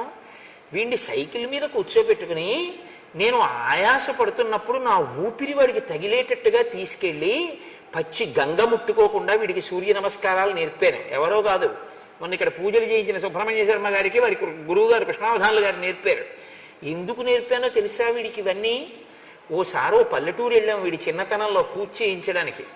వాళ్ళు, అయ్యా మీరు విడిదిలో భోజనంలో వేసుకోండి అని ఇంత ఆవునేతి సీసా పట్టుకొచ్చి ఇచ్చారు. వీడన్నాడు చిన్నతనంలో, గురువుగారు ఇంత ఆవు నెయ్యి దొరికితే హోమం చేయడానికి బాగుంటుంది కదండి అన్నాడు. వీడికి ఇటువంటి బుద్ధి ఉందని మంత్రభాగం నేర్పానండి అన్నాడు. ఎంత గొప్ప మాట చూడండి. నిజంగా ఒక శిష్యుడికి నేర్పడానికి ఆయన తీసుకున్న ప్రమాణానికి నేను ఎంత సంతోషించానో నిజంగా. కాబట్టి సంపన్న తరగోరసాహ, ఆ ఆవులు సమృద్ధిగా పాలు పెరుగు అన్నీ దొరుకుతున్నాయి. ఆవుల వలన పాలు దొరికితే అన్ని దొరికినట్టే. విచరంతి మహీపాల యాత్రాస్థా విజిగీషవ, జైత్రయాత్ర చెయ్యడం కోసం రాజులందరూ కూడా ఆ ఋతువు చాలా అనుకూలంగా ఉంటుంది అని బయలుదేరుతున్నారు. ప్రకృత్యా హిమకోశాఢ్యో దూర సూర్యశ్చ సాంప్రతం యథార్థనామా సువ్యక్తం హిమవాన్ హిమవాంగిరి. సూర్యుడు బాగా దూరంగా జరిగి ఉంటాడు కాబట్టి హేమంత ఋతువులో హిమాలయ పర్వతములు కరిగి చుక్క నీటిని విడిచిపెట్టడం కూడా మానేసి గట్టిగా గడ్డకట్టేట. ఇప్పుడు వాటికి హిమాలయములు అన్న పేరు సార్థకమైంది ఆ ఋతువు వల్ల. మిగిలిన ఋతువుల్లో ఉన్నా నీరు కారిపోతూ ఉంటుంది, కరిగిపోతూ ఉంటాయి. కానీ ఆ ఋతువులో మాత్రం హిమాలయాలంటే గడ్డ కట్టి ఉంటాయి కాబట్టి ఆ ఋతువులో ఆ పర్వతాలకి, ఆ పర్వతాల పేరుకి శోభనివ్వడానికి ఆ ఋతువు బాగా పనికొచ్చింది అన్నారు మహర్షి. అంటే ఎంత చలిగా ఉంటుంది మీరు ఆలోచించండి. అత్యంత సుఖ సంచార మధ్యాగ్నే స్పర్శత సుఖాః దివసాః శుభగాదిత్యాః ఛాయా సలిల దుర్భగాః. ఆయన అంటారు అత్యంత సుఖ సంచారాః. తిరగడం అంటే బయట తిరగడం అనేటటువంటిది చాలా సంతోషంగా ఉంది. ఎప్పుడు ఉదయం వేళ సాయంకాలం వేళ కాదు. ఇప్పుడు ఈ ఋతువు ఉందనుకోండి, తెల్లవారుజామున బయలుదేరేటటువంటి ట్రైన్స్కి టికెట్లు దొరకవు. గుంటూరులో తెల్లవారకట్ట 5 గంటలకు ఎక్కితే కాకినాడ 9 అయ్యేప్పటికి వెళ్ళిపోతారండి అన్నారు అనుకోండి, ఆ ట్రైన్కి టికెట్లు దొరకవు. ఎందుకంటే చల్లపాటి వేళ వెళ్ళిపోతామండి ఎండెక్కకుండా అంటారు. అదే హేమంత ఋతువు అనుకోండి, అమ్మో తెల్లవారకట్ట లేచి రైలు ఎక్కలే ఉండవు బాబోయ్, ఆ చలిగాలి బిర్రబిగిసిపోతాం, వద్దుస్మండి మధ్యాహ్నం 12ంటికి భోజనం చేసి బయలుదేరేదైనా ఉంటే చూడండి, మళ్ళీ సాయంకాలం మరీ చంద్రోదయం అవ్వకుండా మళ్ళీ మంకీ క్యాప్లు షట్టర్లు ఇవన్నీ ఎక్కడ పెడతాం, నేను సాయంకాలం అయ్యేప్పటికీ ఇంటికి చేరిపోతాం అంటారు. అప్పుడు మహర్షి ఎంత గొప్పగా మాట్లాడతారో. అత్యంత సుఖ సంచార మధ్యాహ్నే స్పర్శత సుఖ. ఆ సూర్యకిరణములు తనకి తగిలితే చాలట పొంగిపోతున్నట్ట మధ్యాహ్నం వేళ ప్రజలందరూ. దివసాహ శుభగాదిత్యాహ ఛాయా సలిల దుర్భగా. లోకులందరికీ 2 మాత్రం చాలా కష్టంగా ఉన్నాయిట. ఏమిటి?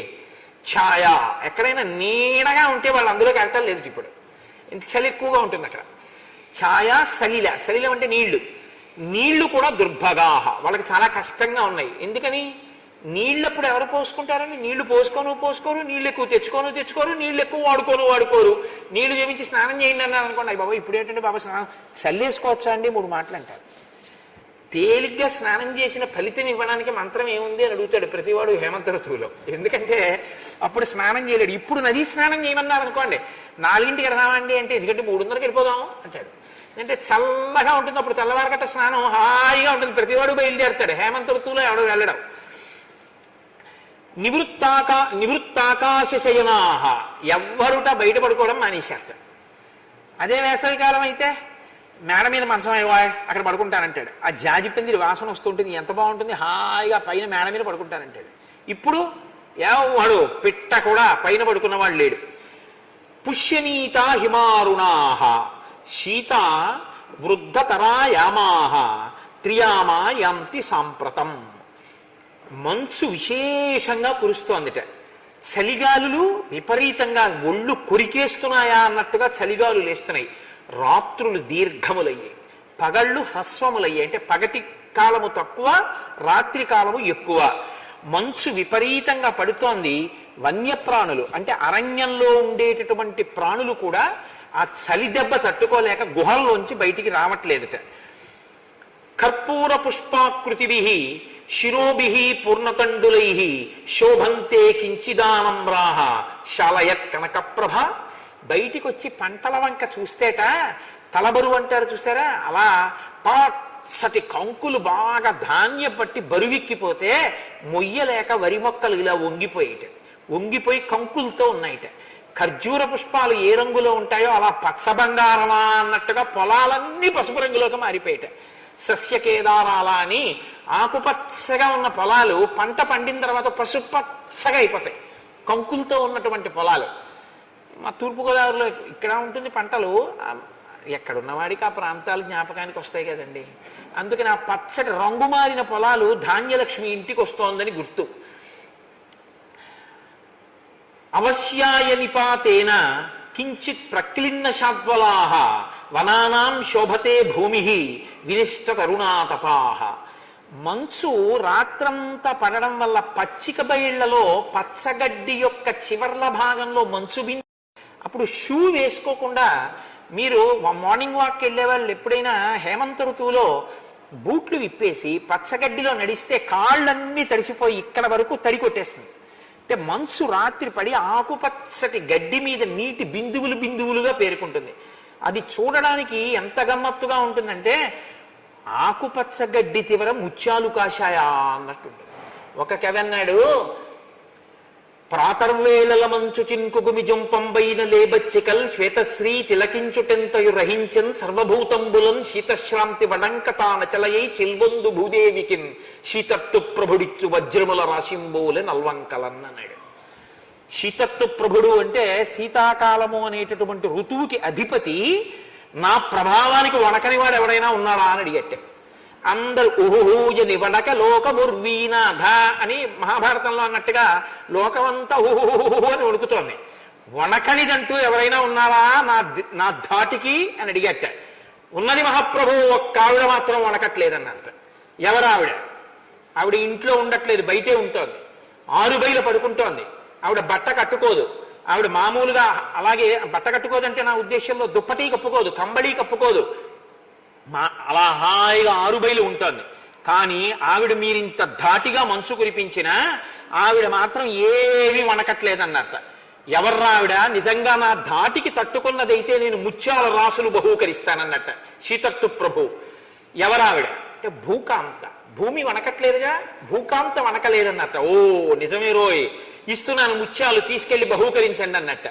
భూమి నల్వంకల భూకాంతకి ముత్యాలు బహూకరించినట్టుగా పచ్చగడ్డి యొక్క చివరి భాగంలో మంచు బిందువులు మెరుస్తున్నాయిట. కాబట్టి తానచలయై చిల్వందు భూదేవికిన్ సీతత్తు ప్రభుడిచ్చు వజ్రముల రాశింబోలే నల్వంకలన్ అని ఒక కవి హేమంత ఋతువు యొక్క గొప్పతనాన్ని వర్ణిస్తాడు. కాబట్టి అటువంటి మంచుతో ఉంది. వాల్మీకి మహర్షి ఏమి దర్శనం చేశారండి నిజంగా. నృశంస్తు విమలం శీతం ఉదకం దిరద సుఖం అత్యంత తృషితో వన్య ప్రతిసంహరతేకరం. ఒక ఏనుగు కొంచెం నూనె పదార్థం ఎక్కువ ఉన్నటువంటి దాన్ని తినేసింది రాత్రి. అంటే దుంపలో తినేసింది అనుకోండి, దానికి దాహం వేసింది. మీరు రాత్రి నూనె పదార్థం ఎక్కువ తినేసి పడుకుంటే రాత్రి తెలివి వస్తుంది దాహం వేసి. కాబట్టి బాగా దాహం వేసింది. అది ఇప్పుడు నీళ్లు తాగుదామని తెల్లవారకట్ట 3:30-4 గంటలకి నది ఒడ్డుకు వచ్చింది. నది ఒడ్డుకు వచ్చిందిట. నీళ్లు తాగాలి. నీళ్లు తాగాలంటే ఏం చేయాలి? నదీ ప్రవాహంలో తొండం పెట్టి జుర్రం లాగితే చాలా లోపలికి వెళ్ళిపోతుంది.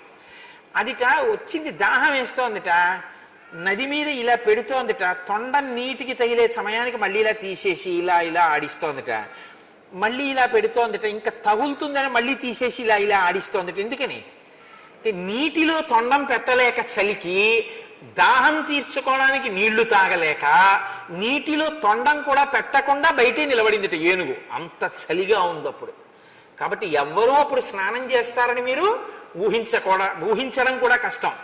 అసలు మహర్షి ఏమి దర్శనం చేశారండి. ఆ ఋతువర్ణనం వాల్మీకి మహర్షిని ఆదర్శంగా తీసుకున్నారు తర్వాత కాళిదాసాది కవులందరూ కూడా.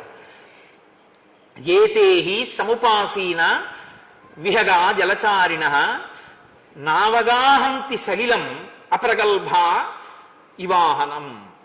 అక్కడ ఉండేటటువంటి ఇవాహవం పిరికి వాళ్ళైనటువంటి సైనికులు యుద్ధభూమి వంక చూసి యుద్ధభూమిలోకి వెళ్లకుండా, యుద్ధం చేయకుండా బయటే కూర్చుంటే ఎలా ఉంటుందో అలా జలపక్షులన్నీ కూడా నీళ్లల్లోకి వెళ్ళి నీటి మీద వాళ్తాయి. అదో చిత్రంగా ఉంటుంది. మీరు ఎప్పుడన్నా చూశారో లేదో.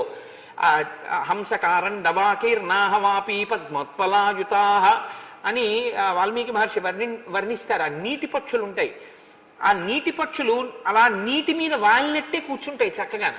కొంగలు కూడా నీటిలోనే కాలు మీద వేసి కూర్చుంటాయి. ఈ జలపక్షులన్నీ, వాటికి జలపక్షులని పేరు ఎందుకంటే నీటిలోకి వెళ్ళాలి. అవి ఏవి వెళ్ళలేట, అన్ని ఒడ్డును కూర్చున్నాయిట సమూహాలు సమూహాలుగా. ఇవి ఎలా ఉందిట, ఎదురుగుండా ఉన్నటువంటి నది శత్రు సైన్యంలా ఉంటే అందులోకి వెళ్ళడానికి భయపడినటువంటి పిరికివాడు వెళ్లకుండా అవతల ఒడ్డును కూర్చున్నట్టు జలపక్షులైన తాము జలంలోకి వెళ్లకుండా చలికి భయపడి యువతల కూర్చున్నాయిట.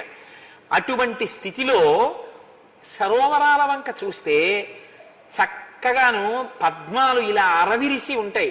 కాకినాడ వెళ్ళిపోతుంటే రైల్లో రాజమండ్రి, కొవ్వూరు, పసివేదల, చాగల్లు, బ్రాహ్మణగూడెం ఆ ప్రాంతాల దగ్గర దొరికింది కదా బెర్త్ అని చెప్పి ఊరికే ముసుగు పెట్టి పడుకోకుండా కిటికీ దగ్గర కూర్చుని చూడగలిగితే ఆ సూర్యోదయ శోభని, ఆ రైల్వే ట్రాక్ పక్కన ఉన్నటువంటి ఆ నీటి కయ్యలలో, కాల్వలలో అరవిరిసి ఉంటాయి తెల్ల తామరలు, ఎర్ర తామరలు, నల్ల తామరలు, పొలంగట్టుల ఇన్ని తామరలు. వాటి మీద భృంగా వళీచమ కరంద రసాను విద్ద జంగా రగీత వినదై సహసేవనాయ నిర్యాప్త్యుపంత సరసీ కమలోదరేభ్య శ్రీ వెంకటాచలపతే తవ సుప్రభాతం అన్నట్టు గండు తుమ్మెదలు ఆ తామరల చుట్టూ ఎగురుతుంటాయి.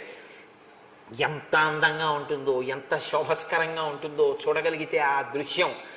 అలా లేవుట సరోవరాలేవి. ఎందుకు లేవుట ఆ సమయంలో హేమంత ఋతువులు అంటే జర్జరితై పద్మై శీర్ణకేసర కర్ణికై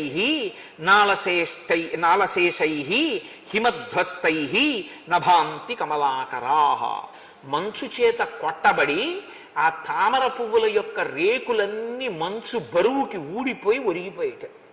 తామర పూళ్ళు శుభ్రంగా మంచు చేత కొట్టబడి అవన్నీ కూడా నశించిపోయినట్టుగా శీర్ణములైపోయి, అంటే జర్జరములైపోయి అవి వంగిపోయి ఉన్నాయిట.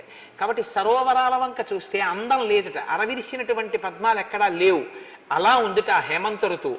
అటువంటి హేమంత ఋతువులో రామచంద్రమూర్తి సీతాలక్ష్మణుడు సహితుడై గోదావరి స్నానానికి వెళ్ళాడు. మీరు భద్రాచలంలో గోదావరి స్నానం చేస్తే చీకటితో ఉండగా భద్రాచల క్షేత్రంలో ఉన్నటువంటి గొప్పతనం ఏమిటంటే సుప్రభాత సేవకి ఎవరు ఉండరు. ప్రత్యేకించి శీతాకాలంలో 5 6 ఉంటుంటారు. మీరు తెల్లవారుజామున 4 గంటలకో లేచి గోదావరిలో స్నానానికి వెడుతూ ఆ చలిగాలిలో ఆ రామచంద్రమూర్తి యొక్క శిఖరం వంక చూస్తూ నడుస్తుంటే చుట్టూ వన్య ప్రాంతాలు కదండి భద్రాచలానికి. ఆ రాముడు నడవడం, సీతమ్మతో లక్ష్మణుడితో గోదావరి స్నానం చేయడం, ఆ హేమంత ఋతువు, చల్లటి నీళ్లు, ఆ బెగ్గురు పక్షులు, ఆ జల పక్షులు అవన్నీ అలాగే ఒడ్డున కూర్చుని ఉంటాయి. ఆముక్తమాల్యదలో కృష్ణదేవరాయలు గారు వర్ణిస్తాడు, ఈ నీళ్లలోకి వెళ్ళడానికి భయపడినటువంటి బాతులు ఇలా కూర్చుని ఉంటాయి. ఒడ్డున కూర్చుంటే కృష్ణదేవరాయలు వారు అంటారు, అవి ఎలా ఉన్నాయంటేట రాజభటులు అనుకున్నారట, బ్రాహ్మణులు స్నానం చేసిన తర్వాత పంచె తడిపి ముద్ద కట్టి అక్కడ ఒడ్డున పెడతారు. ఒడ్డున పెడితే వాళ్ళు స్నానం చేసి ఆ బట్ట పట్టుకెళ్ళడం మర్చిపోయారు పాపం. అయ్యో బ్రాహ్మణ సొత్తు, దాన్ని మనం తీసుకోకూడదని భటులు గబగబా వెళ్ళి దాన్ని పట్టుకెళ్ళి బ్రాహ్మణులకు ఇద్దామని పరిగెత్తుకెళ్ళి పట్టుకున్నారట. అది బాతు, అది చలికి అక్కడ పడుకుంది, గుడుగుడు చప్పుడు చేసి లేచిందిట. అంటే రాజ్యంలో ధర్మనిష్ట చెప్పడానికి ఆముక్తమాల్యదలో కృష్ణదేవరాయలు వారు వర్ణిస్తారు. ఆ పడుకున్న బాతుని బ్రాహ్మణుడు స్నానం చేసి విడిచిపెట్టిన పంచ అని, పంచ ముద్ద అలా ఉంటుంది అని. అలా మీరు శీతాకాలంలో భద్రాచలం గోదావరిలో స్నానం చేస్తూ ఆ స్నానం చేసి ఇలా వెనక్కి తిరిగి చూసేటప్పటికి భద్రాచలంలో రామచంద్రమూర్తి ఆలయ గోపురం వామాంకస్థిత జానకీ పరిల సత్కోదండ దండంకరే చక్రంచోద్భకరేడ బాహుయుగలే శంఖం శరం దక్షిణే బిభ్రాణం జలజాత పత్రనయనం భద్రాద్రి మూర్ధిని స్థితం కేయూరాది విభూషితం రఘుపతిం సౌమిత్రియుక్తం భజే. ఆ రామచంద్రమూర్తి, ఆ లక్ష్మణుడు ఆ బాణం పట్టుకుని, ఆ ధనస్సు, ఎడమ తొడ మీద కూర్చున్న సీతమ్మ, సీతమ్మ పాదాలు ఇలా కాళ్ళు 2 దగ్గరికి పెట్టి ఆసనం వేసుకు కూర్చున్న రామచంద్రమూర్తి, ఆ లక్ష్మణమూర్తి, ఆ వైభవం, ఆ రామచంద్రమూర్తి ఆలయం, రామాయణం, హేమంత ఋతువు, చలిగాలి, ఈ పక్షులు ఇవన్నీ మీకు జ్ఞాపకం వచ్చి స్నానం చేసి మీరు అలా ఆలయ శిఖరం వంక చూశారనుకోండి, మీ మనసులో రామాయణం మీ ప్రమేయం లేకుండా అలా తిరుగుతూనే ఉంటుంది. మీరు తిరిగి వచ్చి కాటేసుకొచ్చి సంధ్యావందనం చేసుకుంటున్నా మీకు అలా రామాయణమే మెదులుతుంటుంది. ఎంత గొప్పగా ఉంటుందో భద్రాచల క్షేత్రంలో. అసలు ఈ మార్గశీర్ష పుష్యమాసములు కానీ కార్తీకం శరదృతువుని కానీ భద్రాచల స్నానంలో అనుభవించాలి మీరు ఎప్పుడైనా, ఎంత అందంగా ఉంటుందో. ఈ మధ్యకాలంలో నేను అనుభవించి అక్కడ ఉపన్యాసాలు చెప్పడానికి వెళ్ళి రామాయణం మీద ఎంత ఆనందం అనుభవించానో. అందులో చెప్పింది రామాయణం, ఉన్నది భద్రాచలం. కాబట్టి ఇప్పుడు రాముడు సీతాలక్ష్మణ సహితుడై, లక్ష్మణుడు వస్తున్నాడు అంటే మామూలుగా రాడు, రాముణ్ణి గురువుగా భావిస్తాడు. అందుకని జలపాత్ర పట్టుకుని వచ్చాడు వెనకాతల. సీతారాములు స్నానం చేశారు, లక్ష్మణమూర్తి కూడా స్నానం చేశారు. ఆ స్నానం చేసే ముందు భరతుడు కూడా అవసరం లేకపోయినా అంతఃపురంలో ఉండగలిగినటువంటి వాడైనా అలా ఉండకుండా జటలు కట్టుకుని, నారచీరలు కట్టుకుని అన్నయ్య భూషయనం చేసి ఉంటాడు. భరతుడు కూడా ఇదే సమయానికి స్నానం చెయ్యడం కోసమని సరయూ నదికి వెళుతుంటాడు. రాజుగా సంతోషపడగలిగిన వాడు తనంత తానుగా నియమాన్ని విధించుకుని ఎంత కష్టపడుతున్నాడో అని లక్ష్మణుడు అన్నాడు. భర్త దశరథో యస్యాః సాధుశ్చ భరతశ్రుతః కథంను సాంబా కైకేయి తాదృశీ క్రూరశీలిని. దశరథ మహారాజు గారి భార్యే అంత ఉత్తముడైన భరతుడికి తల్లి అయి ఆ కైకేయి అంత క్రూరాలు ఎలా అయిందన్నయ్యా అన్నాడు. అంటే రాముడు వెంటనే అన్నాడు, వద్దు ఆ మాట, కైకమ్మని దూషించినటువంటి మాట అనవసరం లక్ష్మణ. భరతుడి యొక్క గొప్పతనానికి సంబంధించిన మాటలు ఏమైనా ఉంటే చెప్పు, ఇంకా వింటాను అన్నాడు. తెల్లవారుజామున లేవగానే పవిత్రమైనటువంటి ఈశ్వర కార్యంలో మగ్నం అయ్యేటప్పుడు ఏ విరోధం ఉన్నా తల్లిదండ్రుల వరస ఉన్నవాళ్ళు, అన్నావదిల వరస ఉన్నవాళ్ళు, అక్క బావగారు, అత్తగారు మామగారు, గురువులు, పెద్దలు, అటువంటి వారిని నింద చేసేటటువంటి మాటలతో ప్రారంభం చేయకూడదు రోజుని. ఇది చాలా దారుణమైనటువంటి స్థితి. అందుకే మనకి లోకంలో ఒక మర్యాద చెప్తారు, నిద్ర లేస్తుంటే నోటి వెంట రావలసిన మొట్టమొదటి ఉచ్చారణ ఏమిటో తెలుసా అండి? ప్రకటనంగా నీ నోటి వెంట ముందు రావలసిన మాట ఇంకొకటి ఉండకూడదు. ఉరే అని కానీ, ఏమేవో కాఫీ ఇచ్చేయి అని కానీ, లేకపోతే నేను వాకింగ్కి వెళ్ళిపోవాలి బూట్లు ఎక్కడున్నాయని కానీ అనకూడదు. మీరు నిద్రమంచం మించి లేవగానే మీ నోటి వెంట రావలసిన మొదటి మాట 3 పర్యాయాలు శ్రీహరి శ్రీహరి శ్రీహరి అన్నాడు. సంప్రదాయంలో ఎందులో ఉండండి, మీరు శ్రీహరి అంటూనే నిద్ర లేవాలి. శ్రీహరి అంటూ నిద్రలేస్తే ఏమవుతుందో తెలుసా అండి? ఆయన స్థితికారుడు. కాబట్టి ఆ రోజు మీరు తెలివితో ఉన్నంతసేపు చేసినటువంటి పనులను ఆయన రక్షిస్తాడు, మీకు ప్రయోజనాత్మకం చేస్తాడు. లయకారుడు పరమేశ్వరుడు. లయకారుడు అన్న మాటకి చంపేసేవాడు అన్న అర్థం చెప్పి అనవసరంగా శివుడి విషయంలో అక్కర్లేని కోణాలు తీసి పాపం మూట కట్టుకోకూడదు. లయకారుడు అంటే ఆయన 3 రకాల లయం చేస్తాడు. స్వల్పకాలిక లయము, ప్రళయము అంటే స్వల్పకాలిక ప్రళయము అని ఒకటి ఉంది శాస్త్రంలో. ఒకటి స్వల్పకాలిక ప్రళయం, ఇంకొకటి ఆత్యంతిక ప్రళయం, ఒకటి మహాప్రళయం అని 3 చేస్తాడు పరమశివుడు. స్వల్పకాలిక ప్రళయము అంటే నిద్ర. నిద్రని ఇవ్వాలి అంటే శివానుగ్రహం ఉండాలి. శివానుగ్రహం ఉన్నవాడికే నిద్ర పడుతుంది. రెండవది ఆత్యంతిక ప్రళయం, జ్ఞానం ఇచ్చి ఇది వేరు నేను వేరు అని తెలుసుకునేటటువంటి అదృష్టం శివానుగ్రహంగానే వస్తుంది. అందుకే దక్షిణామూర్తి ఇలా కూర్చుని ఉంటారు.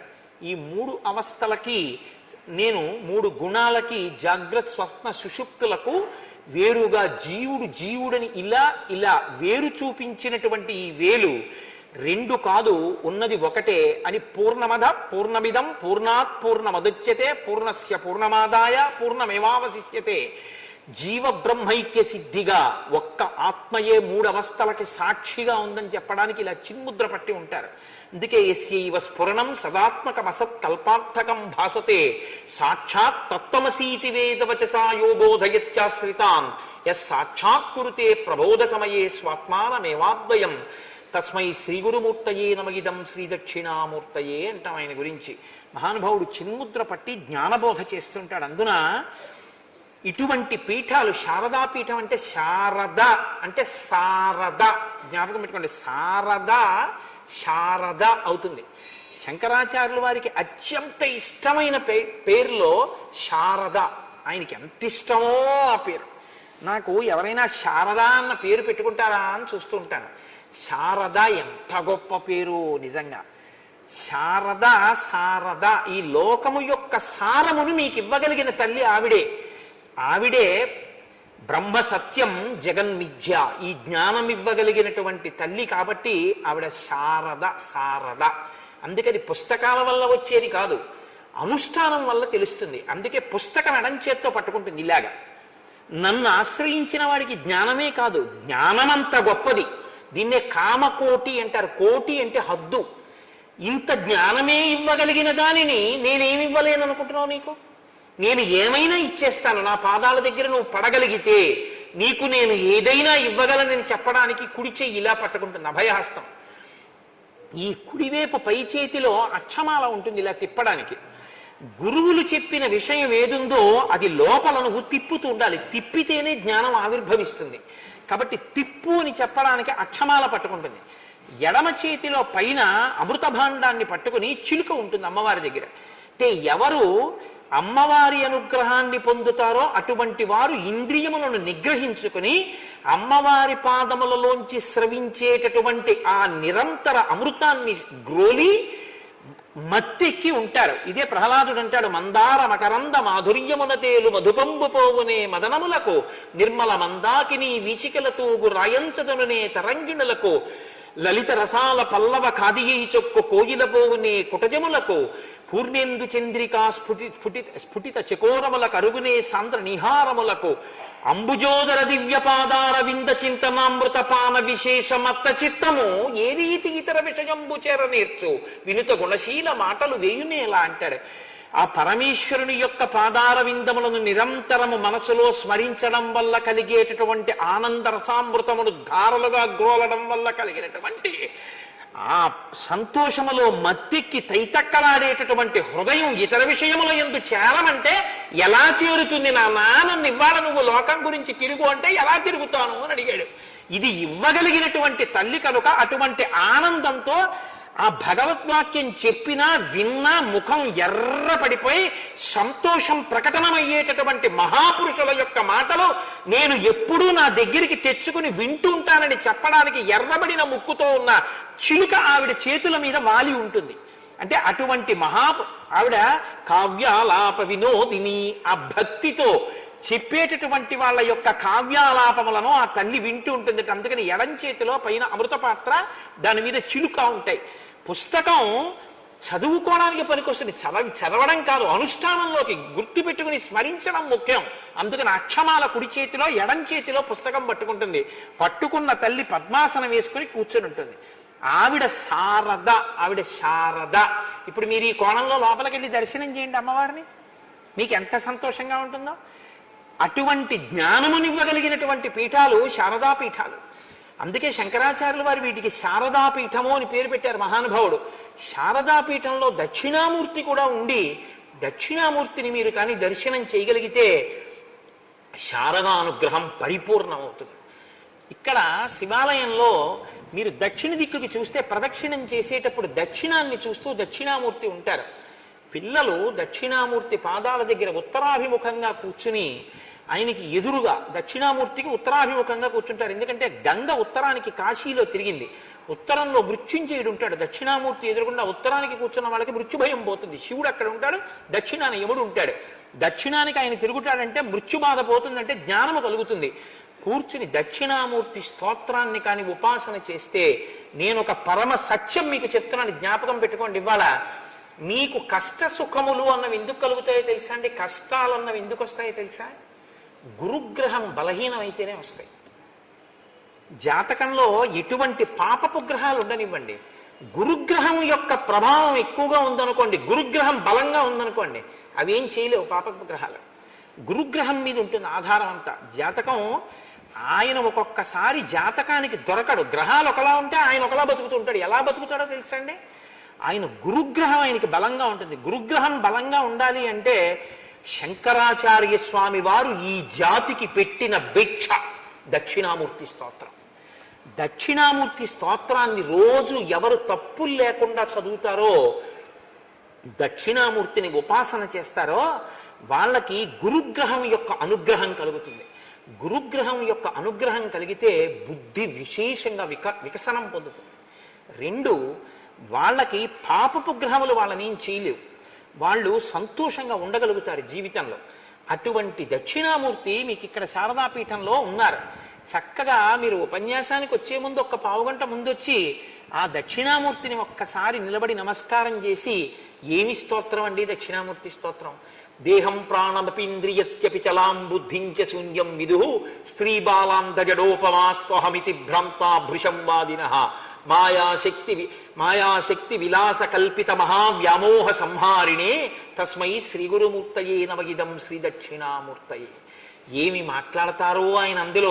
బీజస్యంతరివంకురో జగదిదం ప్రాంగ్ నిర్వికల్పం పునః మాయా కల్పిత దేశకాల కలనా వైచిత్ర చిత్రీకృతం మాయావీవ విజృంభయత్యపి మహాయోగీవ యస్వేచ్ఛయా తస్మై శ్రీ గురుమూర్తయే నమగిదం శ్రీ దక్షిణామూర్తయే అంటారు. ఏమి దక్షిణామూర్తి స్తోత్రమో! శంకర భగవత్పాదులు ఈ జాతికి అందించినటువంటి అమూల్యమైన వజ్రాల్లో దక్షిణామూర్తి స్తోత్రం ఒకటి. ప్రతి వారికి నోటికొచ్చి ఉండాలి దక్షిణామూర్తి స్తోత్రం. మౌనవ్యాఖ్యా ప్రకటిత పరబ్రహ్మతత్వం యువానం వర్షిష్టాం తే వసదృశిగణైరవృతం బ్రహ్మనిష్టై ఆచార్యేంద్రం కరకలిత చిన్ముద్రమానంద రూపం స్వాత్మారామం ముదితవదనం దక్షిణామూర్తి మీడే. దక్షిణామూర్తి స్తోత్రాన్ని రోజు అందరూ చదువుకుంటే గొప్ప అనుగ్రహాన్ని పొందగలుగుతారు. శంకరులు ఇచ్చారు, అనుష్ఠించుకోవడం మన వంతు. ఇటువంటి పీఠంలో నేను అటువంటి మాట చెప్పకపోతే ఆ ఉపన్యాసానికి అర్థం ఉండదు. కాబట్టి దాన్ని కలపవలసి వచ్చింది. ఇప్పుడు సీతారాములు లక్ష్మణ సహితులై ఆ గోదావరి నదిలో స్నానం చేస్తే ఎలా ఉందోట తెలుసా అండి? మహర్షి అంటారు, వాళ్ళ ముగ్గురు స్నానం చేసి రావడాన్ని ధార్మిక నిష్టగా మీరు చూడండి. తెల్లవారుజామున అంత చలికాలంలో మృగాలు కూడా ముడుచుకు పడుకుంటే రాముడు మాత్రం ఒకానొకప్పుడు చెప్పాడు విశ్వామిత్రుడు, కౌసల్యా సుప్రజా రామ పూర్వా సంధ్యా ప్రవర్తతే ఉత్తిష్ట నరశార్దూల కర్తవ్యం దైవమాన్నికం. ఆయన సంధ్యావందనం చేయాలి, అది గుర్తుంది. అంత చలిలో కూడా తెల్లవారుజామున లేచి నదీ స్నానం చేస్తాడు. చేసి వచ్చి దైవ కార్యాన్ని నిత్యాగ్నిహోత్రాన్ని చేస్తాడు రామచంద్రమూర్తి. ఎంతటి ధార్మికుడో, ఎంతటి ధర్మాన్ని పట్టుకున్నవాడో మనకి చూపిస్తాడు. కాబట్టి ఇప్పుడు ఆ స్నానం చేసి వస్తున్నటువంటి రాముడు లక్ష్మణుడు సీతమ్మతో వస్తే ఎలా ఉన్నాడంటేట, కృతాభిషేక సరరాజ రామ సీతాద్వితీయ సహ లక్ష్మణేన కృతాభిషేకో గిరిరాజపుత్ర్యా రుద్రస్స నందీ భగవానివేశ. తెల్లవారుజామున హిమాలయ పర్వత ప్రాంతాలలో ఉండేటటువంటి మందాకినీ నదిలో స్నానం చేసి పార్వతీ సహితుడైనటువంటి పరమేశ్వరుడు నందీశ్వరుడితో కలిసి మందాకినీ నదిలోంచి హిమాలయ పర్వతాల మీద నడుస్తుంటే ఎలా ఉంటాడో రామచంద్రమూర్తి సీతాలక్ష్మణ సహితుడై అలా ఉన్నారట. సీతారామ లక్ష్మణుల యందు పార్వతీ పరమేశ్వర నందీశ్వర దర్శనాన్ని వాల్మీకి మహర్షి చేయించారు. పిచ్చి వెర్రి పెట్టుకుని శివుడు వేరు కేశవుడు వేరు అని దెబ్బలాడుకోకూడదు. రామాయణం చదివితే ఇద్దరూ ఒక్కటే. ఆ దర్శనం ఎవరు చేశారో వారు కృతార్థులయ్యారు. భాగవతం చేస్తుంటే పోతన గారికి చిన్ని కృష్ణుడికి అమ్మ ఒంటి నిండా చక్కగా అలంకారం చేసి చిన్న కొప్పేసి కొప్పుకు ముత్యాల సరాలు పెట్టి ఆ బుజ్జి బుజ్జి కాళ్ళకి మంజీరములు పెట్టి, అంటే గజ్జెలు పెట్టింది కొత్తగా పెట్టి, పట్టుదట్టి ఓటి కట్టి విడిచిపెట్టింది. రామ ఆడుకో, కృష్ణ ఆడుకో అంది. రామాయణం ప్రభావం భాగవతం మీద పడుతోంది. కృష్ణ ఆడుకో అంది. అంటే ఆ చిన్ని కృష్ణుడు పాకుతున్నాడు. పాకుతున్నప్పుడు వెనక పాదాలు గల్ గల్ గల్ అన్నాయి. ఆగిపోయి ఒక్కసారి కూర్చుని ఇలా కాళ్ళ వంక చూసుకుని భయపడిపోయిన వాళ్లే చూసేట. యశోద చూసి దగ్గరికి వచ్చి ఆ కాలు తీసి చేతిలో ఇలా కొట్టి, గజ్జెలు నాన్న, నీకు గజ్జెలు పెట్టాను, భయం లేదు, పాకు అందిట. అంత దూరం పాకేట కాళ్ళకి ఏమిటో గల్ గల్ అంటే అమ్మ ఎంత చెప్పినా భయం వేసి అమ్మ వంక తిరిగాట. అమ్మ నవ్విందిట పక్కున. నవ్వితే భయం వేసిన వాళ్ళ గబగబ పాకుతూ వస్తే గబగబ గజ్జెలు గల్ గల్ గల్ గల్ అన్నాయిట. గబగబ పాకుతూ వచ్చి రెండు చేతులు ఎత్తి అమ్మ ఒళ్ళో వేసేసి తలమ్మ ఒళ్ళో దాచేసుకున్నట్ట. నీ భయాన్ని చూసి నిజంగా భయానికి భయం వేసింది కృష్ణ, ఎంత భయం నటించావయ్యా అంది ఆ మహాతల్లి కుంతీదేవి. అంత నటిస్తే మట్టిలో ఆడుకుంటున్నటువంటి చిన్ని కృష్ణుణ్ణి చూసి పోతన గారికి దర్శనమైంది భాగవతం దశమస్కంధంలో. ఏమనో తెలుసా అండి? తనువునంటిన ధరణీపరాగంబు పూసిన నిరిభూతి పూతగాగా ముందర వెలుగొందు ముక్తాలలామంబు తొగల సంగటిగాని తొనకగాగా ఫలభాగంబుపై పరగు నావిరిబొట్టు కాముని కాల్చిన కన్నుగాగా కంఠమాలికలోని ఘననీల రత్నంబు కమనీయమగు మెడ కప్పుగాగా హరవల్లులొరగ హరవల్లులు కాగ బాలలీల ప్రౌఢ బాలకుండు శివుని పగిది నొప్పి శివునకును తనకును వేరులేమి తెలియ వెలయునట్టు అన్నారు పోతన గారు. ఆయనకైంది ఆ దర్శనం. తనువునంటిన ధరణీపరాగంబు పూసిన నిరిభూతి పూతగాగా. చిన్ని కృష్ణుడు ఒంటి మీద మట్టి పోసుకుంటే విభూతి రాసుకున్న పరమశివుళ్ళ ఉన్నట్ట, బాలశంకరుళ్లాగా. నమ కపర్దినీచ యుక్తకేశాయచ అని రుద్రంలో మంత్రం. కపర్దినీచ అంటే జటాజూటం ఉన్నవాడు, యుక్తకేశాయచ అసలు జుత్తు లేని బోడిగుండున్నవాడు. బోడిగుండున్న శివుడు ఎక్కడున్నాడన్నారు శంకరాచార్యుల వారే బోడిగుండున్న శివుడు. శంభోర్మూర్తిశ్చరతి భువనే శంకరాచార్య రూప. ఆ శంభుమూర్తే ఈ భూమి మీద శంకరాచార్యుల వారిగా తిరుగుతున్నారు. వచ్చేస్తోంది కదండి శంకర జయంతి, మనసటు పోతోంది అస్తమానం. కాబట్టి శంభోర్మూర్తిశ్చరతి భువనే శంకరాచార్య రూప. అటువంటి మహానుభావుడు కాబట్టి ఒంటి నిండా విభూతి పూసుకున్నటువంటి చిన్ని శివుడు చిన్ని కృష్ణుల్లో కనబడ్డట్ట. అమ్మ ఇక్కడ ముత్యాల సరాలు పెడితే పోతన గారికి ఎలా కనపడ్డట? చంద్రవంకని పెట్టుకున్నటువంటి శివుని యొక్క జటాజూటం కనపడుతోంది. ఆయన కంఠం మీద నల్లటి మత్స ఉంటుంది, హాలాహలాన్ని భక్షించాడు కదా. నేను ఆ నీలపతాక వేసింది అమ్మ మెళ్ళలో చిన్ని కృష్ణుడికి. దాని కాంతి కంఠం మీద కొడితే నీలకంఠుడైనటువంటి పరమశివుడు కనబడుతున్నట్ట. నాకు శివుడికి కృష్ణుడికి తేడా లేదో పోతనా చూసావా అని కృష్ణుని యందు శివుని యొక్క దర్శనం చేయించినట్టుగా నాకు కృష్ణుల్లో శివుడు కనబడ్డాడు అభేదంగా అని పోతన గారు పద్యం రచన చేశారు భాగవతం దశమస్కంధంలో. పెద్దలైనటువంటి వారందరికీ శివకేశవ భేదం లేకుండా ఉన్న ఒక్క పదార్థమే కనపడింది. ఆ ఒక్క పదార్థమే అనేకమైనటువంటి రూపాలు పొందుతోంది తప్ప అసలు నిజానికి అన్ని లేవు, ఉన్నదొక్కటే. ఏకస్త్వమేవ బహుధా భవమాసి లోకే నిశ్శంకధీర్వృషభకేత నమల్లినాథ శ్రీభ్రామరి ప్రియ సుఖాశ్రయ లోకనాథ శ్రీమల్లికార్జున విభో తవ సుప్రభాతం అంటాను. మల్లికార్జున సుప్రభాతం చేస్తే శివాలయంలో ఉన్న ఒక్కడివే ఈశ్వర మూడుగా మారుతున్నావు అంటారు. పోతన గారు అంటారు భాగవతంలో, మూడు మూర్తులకును మూడు లోకములకు మూడు కాలములకును మూలమగుచు భేదమగుచు తుదిక భేదమయ్యొప్పారు బ్రహ్మమనగ నీవే పాలనయన అంటారు. కాబట్టి వాల్మీకి మహర్షికి ఆ రామచంద్రమూర్తి సీతమ్మతో లక్ష్మణుడితో స్నానం చేసి వస్తుంటే నందీశ్వరుడు పార్వతీదేవితో స్నానం చేసి వస్తున్నటువంటి పరమశివుడు కనపడ్డాడు. నిజంగా అలా స్నానం చేసి వస్తున్నటువంటి నా తల్లిదండ్రులు ఒక్కసారి కళ్ళ ముందు కనబడ్డారనుకోండి ఐశ్వర్యం కలుగుతుంది. తెలుసా అండి? ఎందుకో తెలుసా?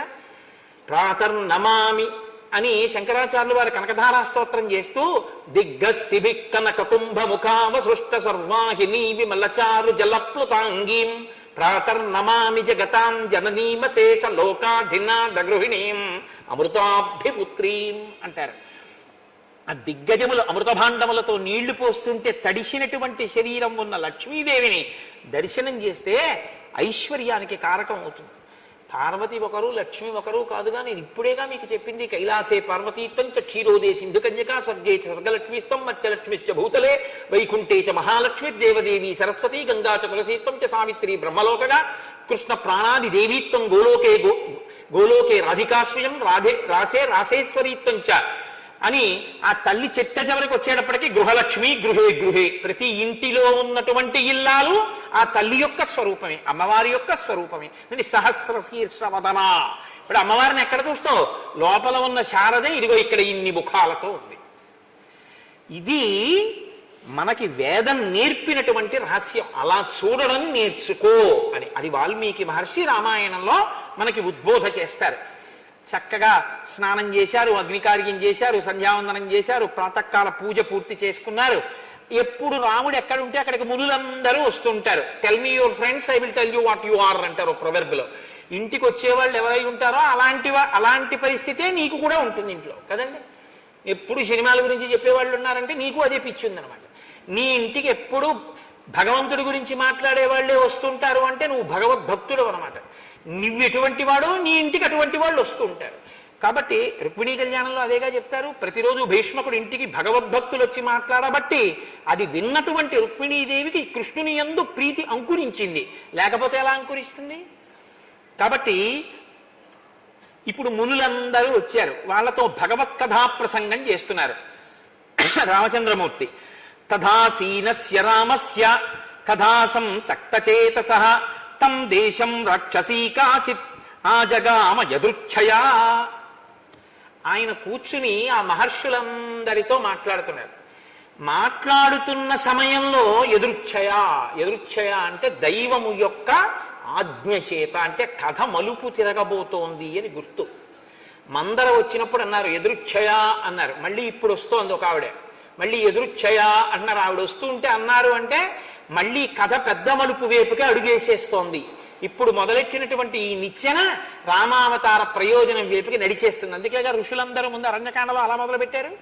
కాబట్టి ఇప్పుడు ఆ వచ్చినటువంటి ఆవిడ సాతుశూర్పణకానామ దశగ్రీవస్య రక్షతః భగినీరామమాసాద్య దర్శత్రిదశోపమం సింహోరస్కం మహాబాహుం పద్మపత్ర నిభేక్షణం ఆజానుబాహుం దీప్తాస్యం అతీవ ప్రియదర్శనం గజ విక్రాంత గమనం జటామండలధారిణం సుకుమారం మహాసత్వం పార్థివ్యం జనాన్వితం రామమిందీవరశ్యామం కందర్ప సదృశ ప్రభం బభూవేంద్ర ఉపమం దృష్ట్వా రాక్షసీ కామమోహిత. శూర్పణక అలా చూసిందో లేదో కానీ బ్రహ్మగారి వరం అండి వాల్మీకి మహర్షికి. నువ్వు ఆచమనం చేసి కూర్చుని రామాయణ రచన మొదలు పెడితే రాక్షసులు కూడా ఎటువంటి మనస్సుతో చూశారో నీకది కనబడుతుంది అన్నారు.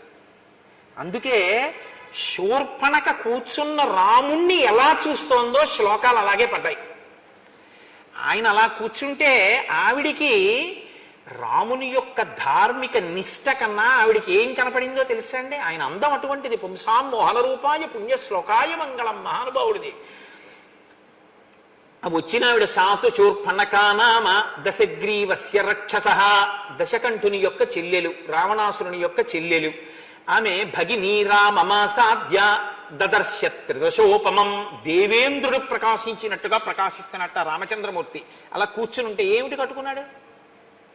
ఆయన ఏం పెద్ద పీతాంబరాలు అవి కట్టుకుని ఏం లేడు. జలజరదేహు రాజాను చతుర్బాహు సరసీరుహచ్చు విశాలవచ్చు చారు కదా శంఖ చక్రపద్మ విలాసు కంఠ కౌస్తుభమణి కంఠిభాను కమనీయ కటిసూత్ర కంకణ కేయూర శ్రీవత్స లాంఛనంచిత విహారు మరుకుండల ప్రభాయుత కుంటలలాటు వైఢూర్య మణిగణ వరకిరీటు బాలు పూర్ణేందు రుచిజాలు భక్త లోకపాలు సుగుణాల వాలు కృపావిశాలు చూచి తిలకించి పులకించి చోద్యమంది ఉబ్బి చెలరేగి వసుదేవుడు ఉత్సహించే అన్నట్టేం లేడైన.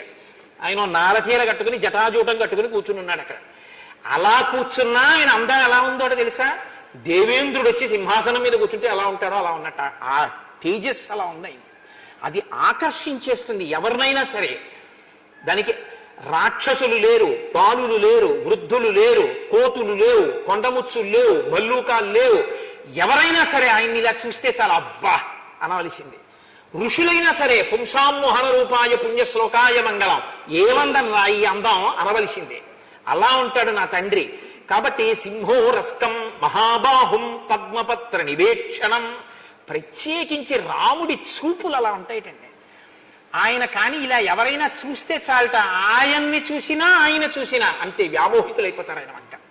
అందుకే రామచంద్రమూర్తిని ఉపాసన చేస్తే రామచంద్రమూర్తి కూడా వాళ్ళ వంక చూస్తూనే ఉంటారు.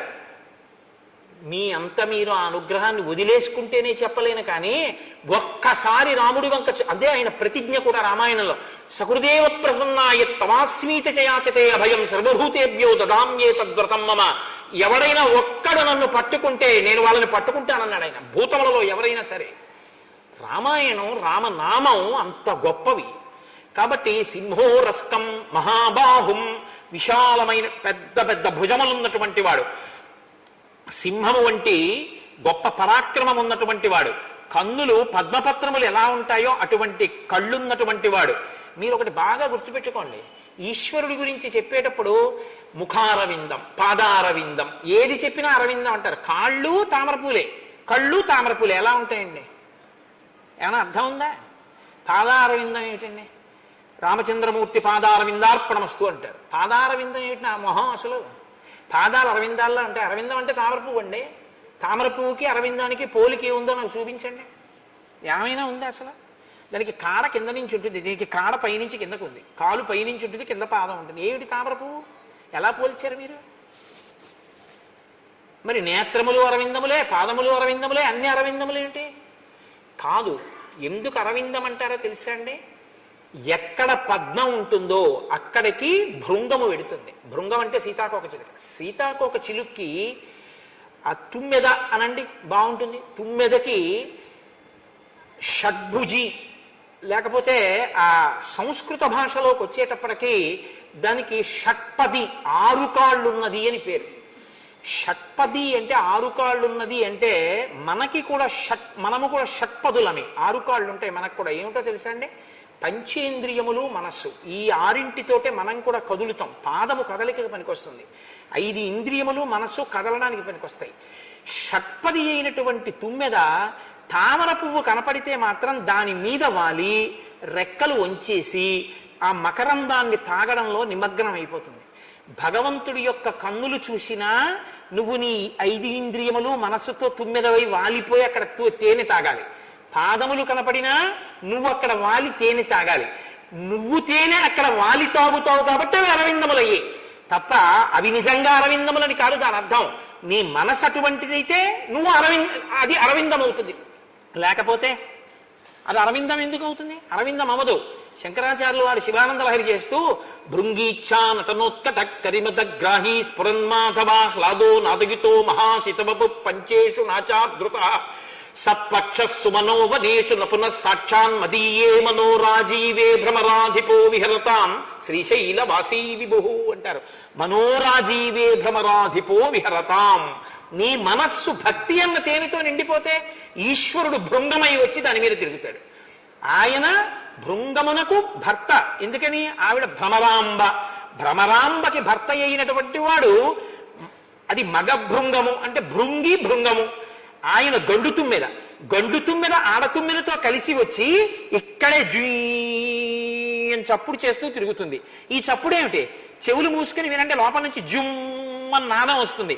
ఈ నాదమే ఇక్కడ భక్తి అనే తేనె ఉన్న మీ మనసు ఉంటే దాని మీద పార్వతీ పరమేశ్వరుడు ఇద్దరు, మల్లికార్జునుడు భృంగము భృంగి అయి వాళ్ళిద్దరూ భ్రమరాంబా సహితుడైన శివుడు ఇక్కడ ఎగురుతూ ఉంటాడు అన్నారు శంకరాచార్యులు వారు. నీ మనసులో భక్తి అన్న తేనె లేకపోతే ఆయన ఎందుకు ఎగురుతాడు? ఆ తేనె నువ్వు పెంచుకోవాలి, ఆ మకరందం ఉండాలి. కాబట్టి సింహోరస్కం మహాబాహుం పద్మపత్ర నివేక్షణం ఆజానుబాహుం దీప్తాస్యం. ఆ ముఖంట కాంతిట అతీవ ప్రియదర్శనం. ఎంత గొప్ప దర్శనమోట! అందరికీ ప్రియదర్శనమే. గజ విక్రాంత గమనం. ఏనుగు ఎలా నడుస్తుందో అటువంటి అందమైన నడక. జటామండలధారిణం. పెద్ద జటామండలంతో ఉన్నట్ట, జుత్తంతా మర్రిపాలు పోసుకుని. సుకుమారం మహాసత్వం. అత్యంత సౌకుమార్యంతో అత్యంత లావణ్యంతో ఉన్నాడు ఆయన. చూడ్డానికి గొప్ప బలశాలి. పార్థివ్యం జనాన్వితం. చూడగానే రాజలక్షణములన్నీ శోభిల్లుతున్నాయి.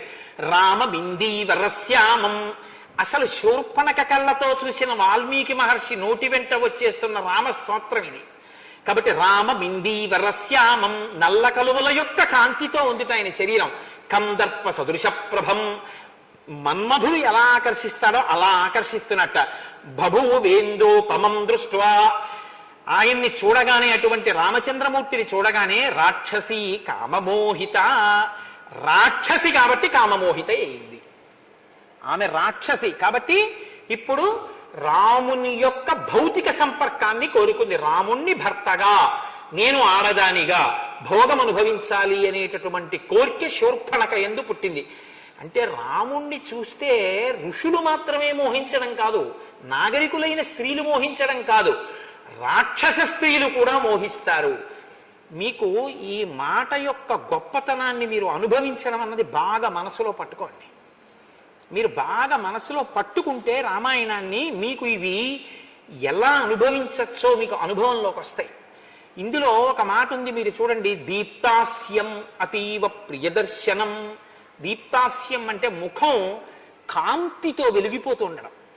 అతీవ ప్రియదర్శనం. పిల్లలు కానివ్వండి, రాక్షసులు కానివ్వండి, పెద్దవాళ్ళు కానివ్వండి, లేకపోతే యువకులు కానివ్వండి, యువతులు కానివ్వండి, ఎవరు కానివ్వండి, ఆయనని చూసేటప్పటికీ వ్యామోహానికి వశులవుతారంటే అది ఒక పెద్ద ఆకర్షణ శక్తిని అంతటినీ తీసుకొచ్చి మీరు అక్కడ ఒక ముద్ద చేసి పెట్టారనుకోండి, అది మిమ్మల్ని లాగేస్తోంది అనుకోండి. అది లాగేస్తే మీరు మీ ప్రయత్నం లేకుండా దాని వైపుకి ఇలా వెళ్ళిపోతున్నారు అనుకోండి, ఆనందంతో కొట్టుకుపోతున్నారు అనుకోండి. శివానంద లహరి అంటారు శంకరాచార్యులు వారు. అలా ఆనంద లహరిలో మీరు కొట్టుకుపోతూ దాని వైపుకి వెళ్ళిపోతున్నారు అనుకోండి, మీకు ఎలాంటి అనుభూతి కలుగుతుందో ఆ అనుభూతిని ఇక్కడ వర్ణన చేస్తున్నారు తీసుకొచ్చి మహర్షి. సాధారణంగా ఇది అందరూ అనుభవించేది. ఎక్కడ అనుభవిస్తుంటారో తెలుసా అండి? ఈ రామచంద్రమూర్తే ఇప్పటికీ మనకి ఇదే రూపంతో కనపడుతూ ఉంటాడు. ఎక్కడ? వేదోద్ధారణ మందరాభరణ పృథ్వీధర్మ నిర్మాణ ప్రహ్లాదత్రాణ బలిప్రతారణ నృపాహంకార నిర్వాపన వైదేహీ రమణ ధనంజయ జయ వ్యాపార పారీణ క్షోణీ దివ్యత్కరుణ తమోహరణ తండ్రి వెంకటేశ ప్రభో. వెంకటేశ్వరుడిగా అలా మనకు ఆకర్షణ శక్తితో ఇప్పటికీ కలియుగంలో కనపడుతూ ఉంటాడు. అందుకే శనివారం కదా, మీరు ఒక్కసారి భావన చెయ్యండి.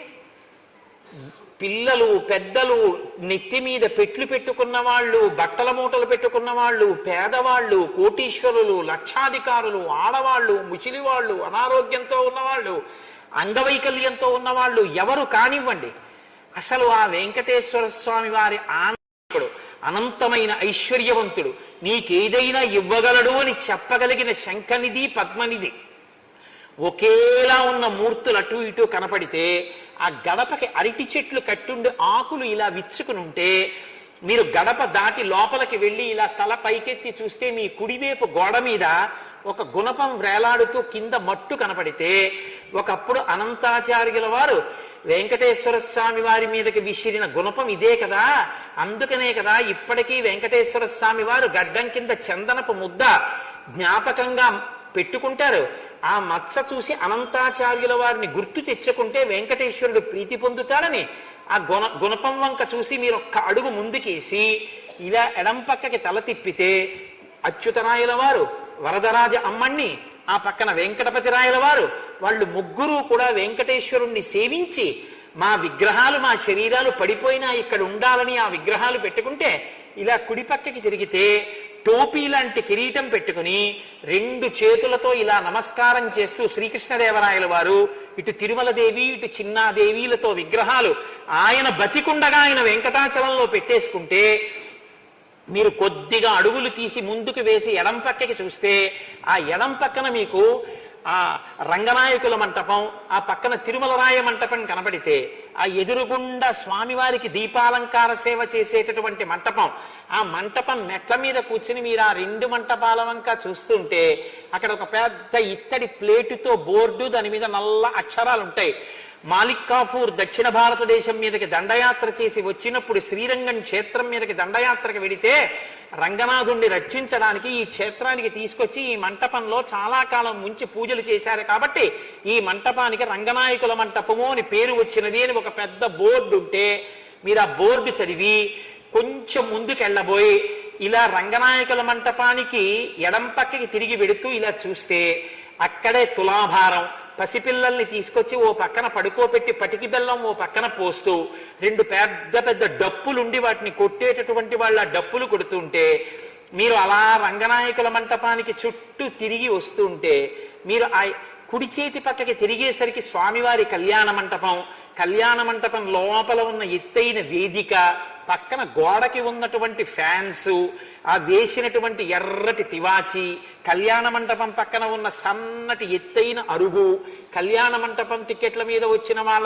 వాళ్ళు కూర్చునేటటువంటి ఆ అరుగు చూసి మీరు ఆ పక్క నుంచి గోడ పక్క నుంచి నడుస్తుంటే అక్కడ ఉండి దాంట్లో ఉన్నటువంటి ఎర్రటి గొట్టం, ఎప్పుడైనా ఏదైనా అగ్నిని ఆర్పవలసి వస్తే ఉపయోగించేటటువంటి పదార్థం అందులోంచి వెళ్ళడానికి ఉన్న ఎర్రగొట్టం, అది దాటి కొంచెం ముందుకెళ్ళి ఇలా కుడి పక్కకి తిరిగితే అక్కడ ఇలా మీరు కుడి పక్కకి చూస్తే అక్కడే ఆ వెంకటేశ్వర స్వామి వారి యొక్క క్షేత్రాన్నంతటినీ కూడా రక్షించినటువంటి మహానుభావుడు రాజా తోడరమల్, ఆయన తల్లిగారు, ఆయన భార్య గారు పితాబి, వాళ్ళిద్దరి విగ్రహాలతోటి అక్కడ ఆయన ఇలా నిలబడి ఉన్నట్టుగా వాళ్ళ ముగ్గురి మూర్తులు ఉంటే మీరు దాటి కొంచెం ముందుకెడితే అక్కడే ఆ బలిహరణ మంటపం, పక్కన ఎత్తుగా ధ్వజస్తంభం, దానికి కట్టిన దర్భలు, అవి చూసి నమస్కరించి ఎడం పక్కకి తిరిగి పెద్ద ఎత్తైనటువంటి గడప దాటి లోపలికి వెడితే ఎదురుగుండా అద్దాల పేటికలో ఇలా పడుకున్నటువంటి రంగరాజస్వామి వారు కనపడితే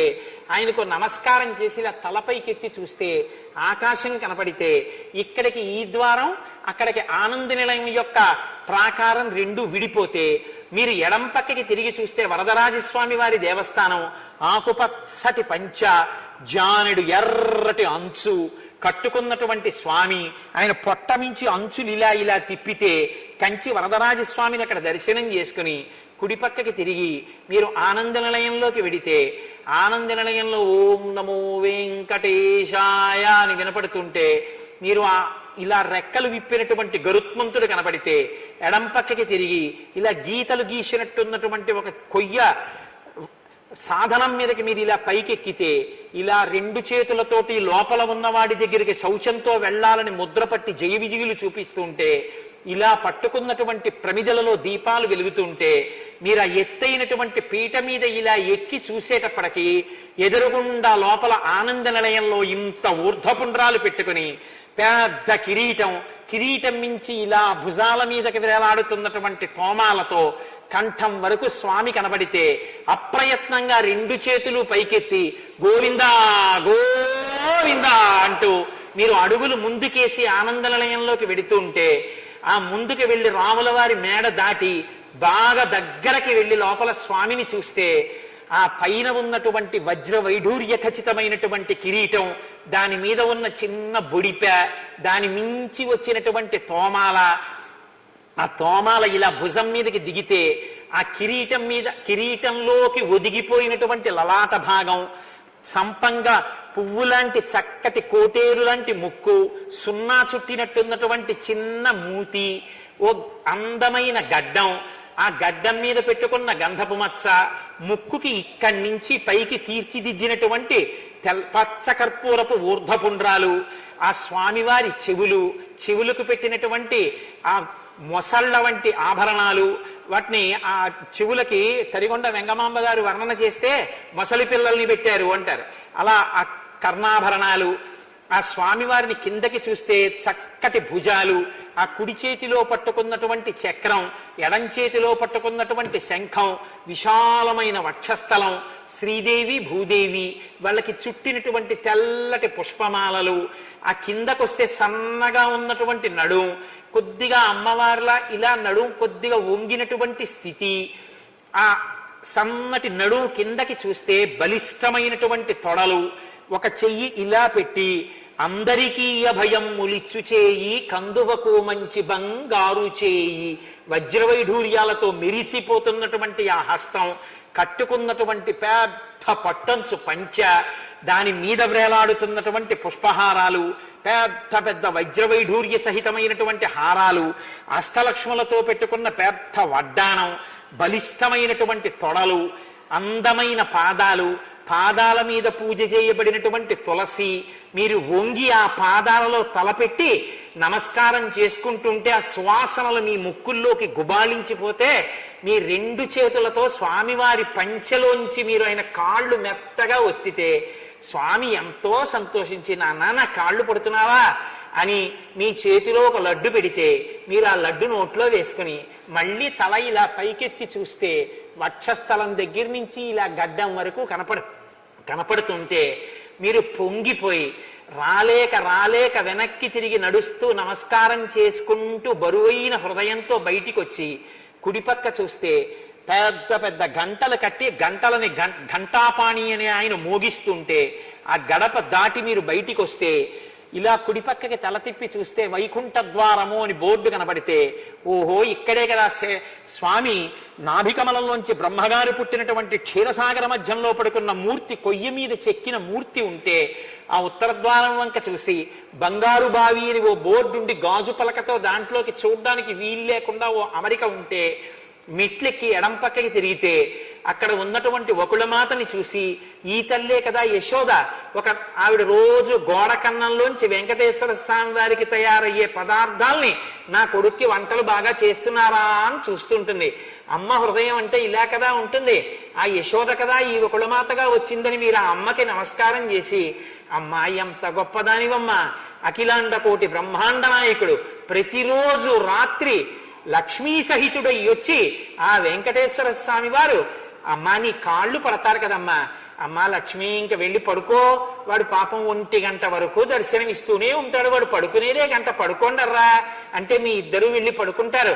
అమ్మా ఈ కోటేశ్వరరావు వచ్చి వెళ్ళాడని ఒక్క మాట చెప్పమ్మా అంటే అసలు నిన్ను రోజు వాడు తలుచుకుంటాడు రా అబ్బాయి అని అమ్మ చెప్తే ఆనందపడిపోయి అమ్మ పెట్టినటువంటి అప్పం ఒకటి బుచ్చుకొని ఆ ముందుకెడితే పెద్ద పాతుకలు తల మీద గట్టిగా పెట్టి ఇంత ఉద్ధరినితో చెయ్యి నిండిపోయేంత తీర్థం చేతిలో పోస్తే ఆ తీర్థం పుచ్చుకుని లోపలికి చూస్తే నోటికి ఇలా చెయ్యి అడ్డు పెట్టుకున్న ఆజ్ఞాపాలక హనుమ, జాంబవంతుడు మొదలైనటువంటి మూర్తులు కనపడితే ఒక నమస్కారం చేసి ముందుకెళ్ళి మెట్లు దిగి కొంచెం ముందుకెడుతూ ఇలా ఎడం పక్కకి తల తిప్పితే ఇక్కడే కదా వస్త్రాలంకార సేవ చేసే వాళ్ళని కూర్చోపెట్టి వస్త్రాలు తెచ్చి తల మీద పెడతారు అనుకుని కుడి పక్కకి తిరిగితే ఎడంవైపు అరుగు మీద పరకామణి డబ్బులు లెక్కెట్టే వాళ్ళు వెండి బంగారం తెల్లటి లుంగీ పంచల్లా కట్టు కూర్చుని 500 కాగితాలు 1000 కాగితాలు వివిధ దేశాల యొక్క కరెన్సీలు అన్ని రాసుల కింద పోసి ఉంటే ఎన్ని ఇస్తావో ఎన్ని బుచ్చుకుంటావో తండ్రి, ఎంతమంది కోరికలు తీర్చావో,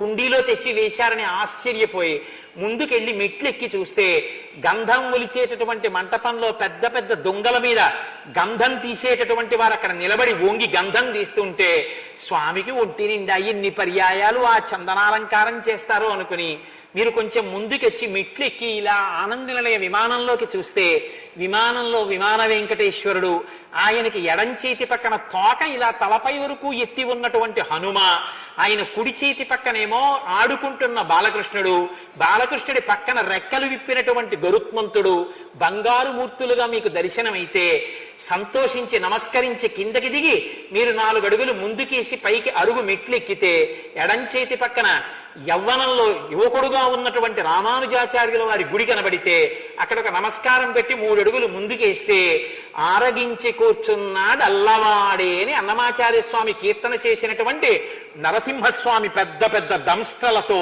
మోకాళ్ళు ఇలా పైకెత్తి ఇలా 2 చేతులు పెట్టి కూర్చుంటే ఈ పైన ఉపరితలాలు, గోళ్ళు, వేళ్ళు, ఆ ముఖం అందం, ఆ ఊర్ధపుండ్రాలు, కట్టుకున్న పంచ, ఆయన్ని చూసి ఒక నమస్కారం చేసి ఆయనకి ప్రదక్షిణ పురస్సరంగా కిందకి దిగుతూ ఉంటే మెట్లు కుడి చేతి పక్కన ఇచ్చట కూర్చుండరాదు అని అక్కడ ఉన్నటువంటి ఓ పళ్ళెం, అక్కడ స్వామివారికి అలంకారం చేసే ఊర్ధపుండ్రాల కర్పూరం ఇక్కడే కదా అరగదీస్తారనుకుంటే అక్కడి నుంచి కిందకి దిగుతూ ఎదురుగుండా చూస్తే ఒక ఫ్రిడ్జ్ లాంటి బాగా అద్దం పెట్టేసి ఉన్న చోట వెండి ట్రేలు పెట్టి దాని మీద స్వామివారికి అలంకారం చేసేటటువంటి పుష్పమాలలు వాడిపోకుండా, అలాగని మంచు తగిలి చెదిరిపోకుండా ఉంచవలసినటువంటి సమశీతల స్థితిలో ఉన్నటువంటి ఆ ఉన్నటువంటి గది, అందులో పెట్టబడిన పుష్పమాలలు, అక్కడక్కడ అంటుకున్నటువంటి మంచు బిందువులు, దిగి కొంచెం ముందుకెడితే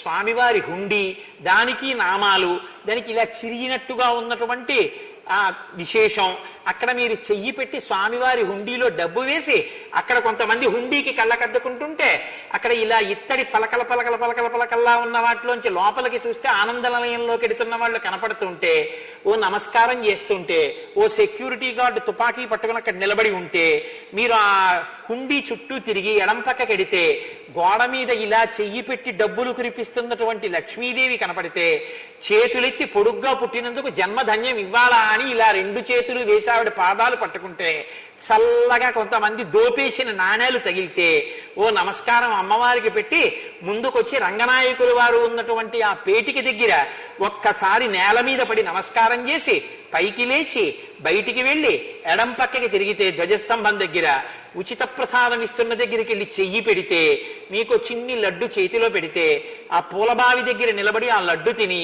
యాలుక్కాయ తొక్క యొక్క పీచు పంటిలో దూరితే నోట్లో వేలు పెట్టుకోబోతుంటే భార్య అదిగో మళ్ళీ ఎంగిలి బయటికి వెళ్ళాక తీతురు కానీ ఎప్పుడు నోట్లో వేలెడతారు అంటే అవునవునవును అని ఆ లోపల నుంచి వస్తున్నటువంటి సువాసనలతో ఉన్న వంటశాల దగ్గర అష్టదళ పాదపద్మారాధన ప్రసాదం కవర్లతో పుచ్చుకుంటే అందరూ ఆ పెద్ద లడ్ల వంక చూస్తే మీరు కోటీశ్వరులైపోయినట్టు భావించి ఆ పంపుల దగ్గర చేయి కడుక్కుని అప్పటి వరకు పెద్ద పెద్ద అగ్ని చక్రాలు అవి స్వామివారికి ముందు వెళ్ళినటువంటివి అక్కడ పెట్టి ఇంకా చిన్ని చిన్ని జ్వాలలతో వెలుగుతుంటే నీళ్లు పోసి ఆర్పిన చోట్ల పొగలొస్తుంటే ప్రసాదాల జిడ్డు కింద పడి కాళ్ళు జారకుండా నీటి గొట్టాలతో తడుపుతూ ఉంటే పరిచారికులు ఆ తడికి మీ కాళ్ళు కడగబడితే మీరు అక్కడికి వచ్చి ఎడం పక్కకి తిరిగి తివాచీ మీద కాలు పెట్టి ఇలా పైకి చూస్తే మళ్ళీ గుణపం వంక చూసి మళ్ళీ ఇలా తల ఓసారి కుడి పక్కకి తిరిపితే ధ్వజస్తంభం అడ్డొచ్చి ఇంకేం కనపడకపోతే ఈశ్వరా నాకు పునర్దర్శనమియ్యని మెట్టు దాటి బయటికి వచ్చి ఒక్కసారి ఆ స్వర్ణ తేరు పూర్వం ఉండే దగ్గర నుంచి ఇలా తెల్లటి గోపురం వంక చూసి ఆ మూల లోపల సెక్యూరిటీ పోస్ట్ మీద తుపాకీ పట్టుకు నించున్న గార్డులు కనపడితే ఈశ్వరా ఇటువంటి రక్షణలు ఏవీ అవసరం లేకుండా నీ దేవాలయంలోకి ఏ చెకింగు అవసరం లేకుండా భక్తులు హాయిగా వెళ్ళగలిగిన రోజు తొందరగా వచ్చేట్టుగా అనుగ్రహించు తండ్రి అని ఒక నమస్కారం చేసి మీరు సంతోషంగా వస్తే ఇప్పుడు వాడు మిమ్మల్ని ఆకర్షించేశాడా లేదా? ఎన్ని గంటలు మీరు ఉన్నా క్యూలో ఆ చూసేటప్పటికి మీరు ఎంతో ఆనందపడిపోయి అబ్బబ్బబ్బా ఏమి దర్శనం ఏమి దర్శనం అని ఆనందం పొందితే అదే అతీవ ప్రియదర్శనం. ఆ లాగేసిన ఆకర్షణ శక్తి ఉందే దానికి అతీవ ప్రియదర్శనం. దానికి వృద్ధుడు స్త్రీ పురుష పండిత పామర కుల మత వర్ణ వర్గ విచక్షణ లేకుండా లాగగలిగిన ఆకర్షణ శక్తి రాశీభూతమై వెంకటేశ్వరుడైతే అదే రామచంద్రమూర్తిగా కూడా కూర్చుంది. అటువంటి స్వరూపాన్ని చూసినటువంటి ఆ శూర్పణక రాక్షసి అయినా కామాన్ని పొందింది. రాక్షసి కాబట్టి కామాన్ని పొందింది. భక్తుడైతే పరవశాన్ని పొంది ఉండేవాడు. కాబట్టి ఇవాళ శూర్పణక పొందినటువంటి రామదర్శనం అన్న ఆనందం దగ్గర శనివారం మానసికంగా టికెట్ లేకుండా వెంకటాచలం ఆనంద నిలయం దర్శనం మీకు అయిందని నేను అనుకుంటున్నాను. కాబట్టి ఇక్కడ మనం ఇవాళ ఉపన్యాసాన్ని పూర్తి చేసుకుని రేపు మళ్ళీ పునఃప్రారంభం చేద్దాం.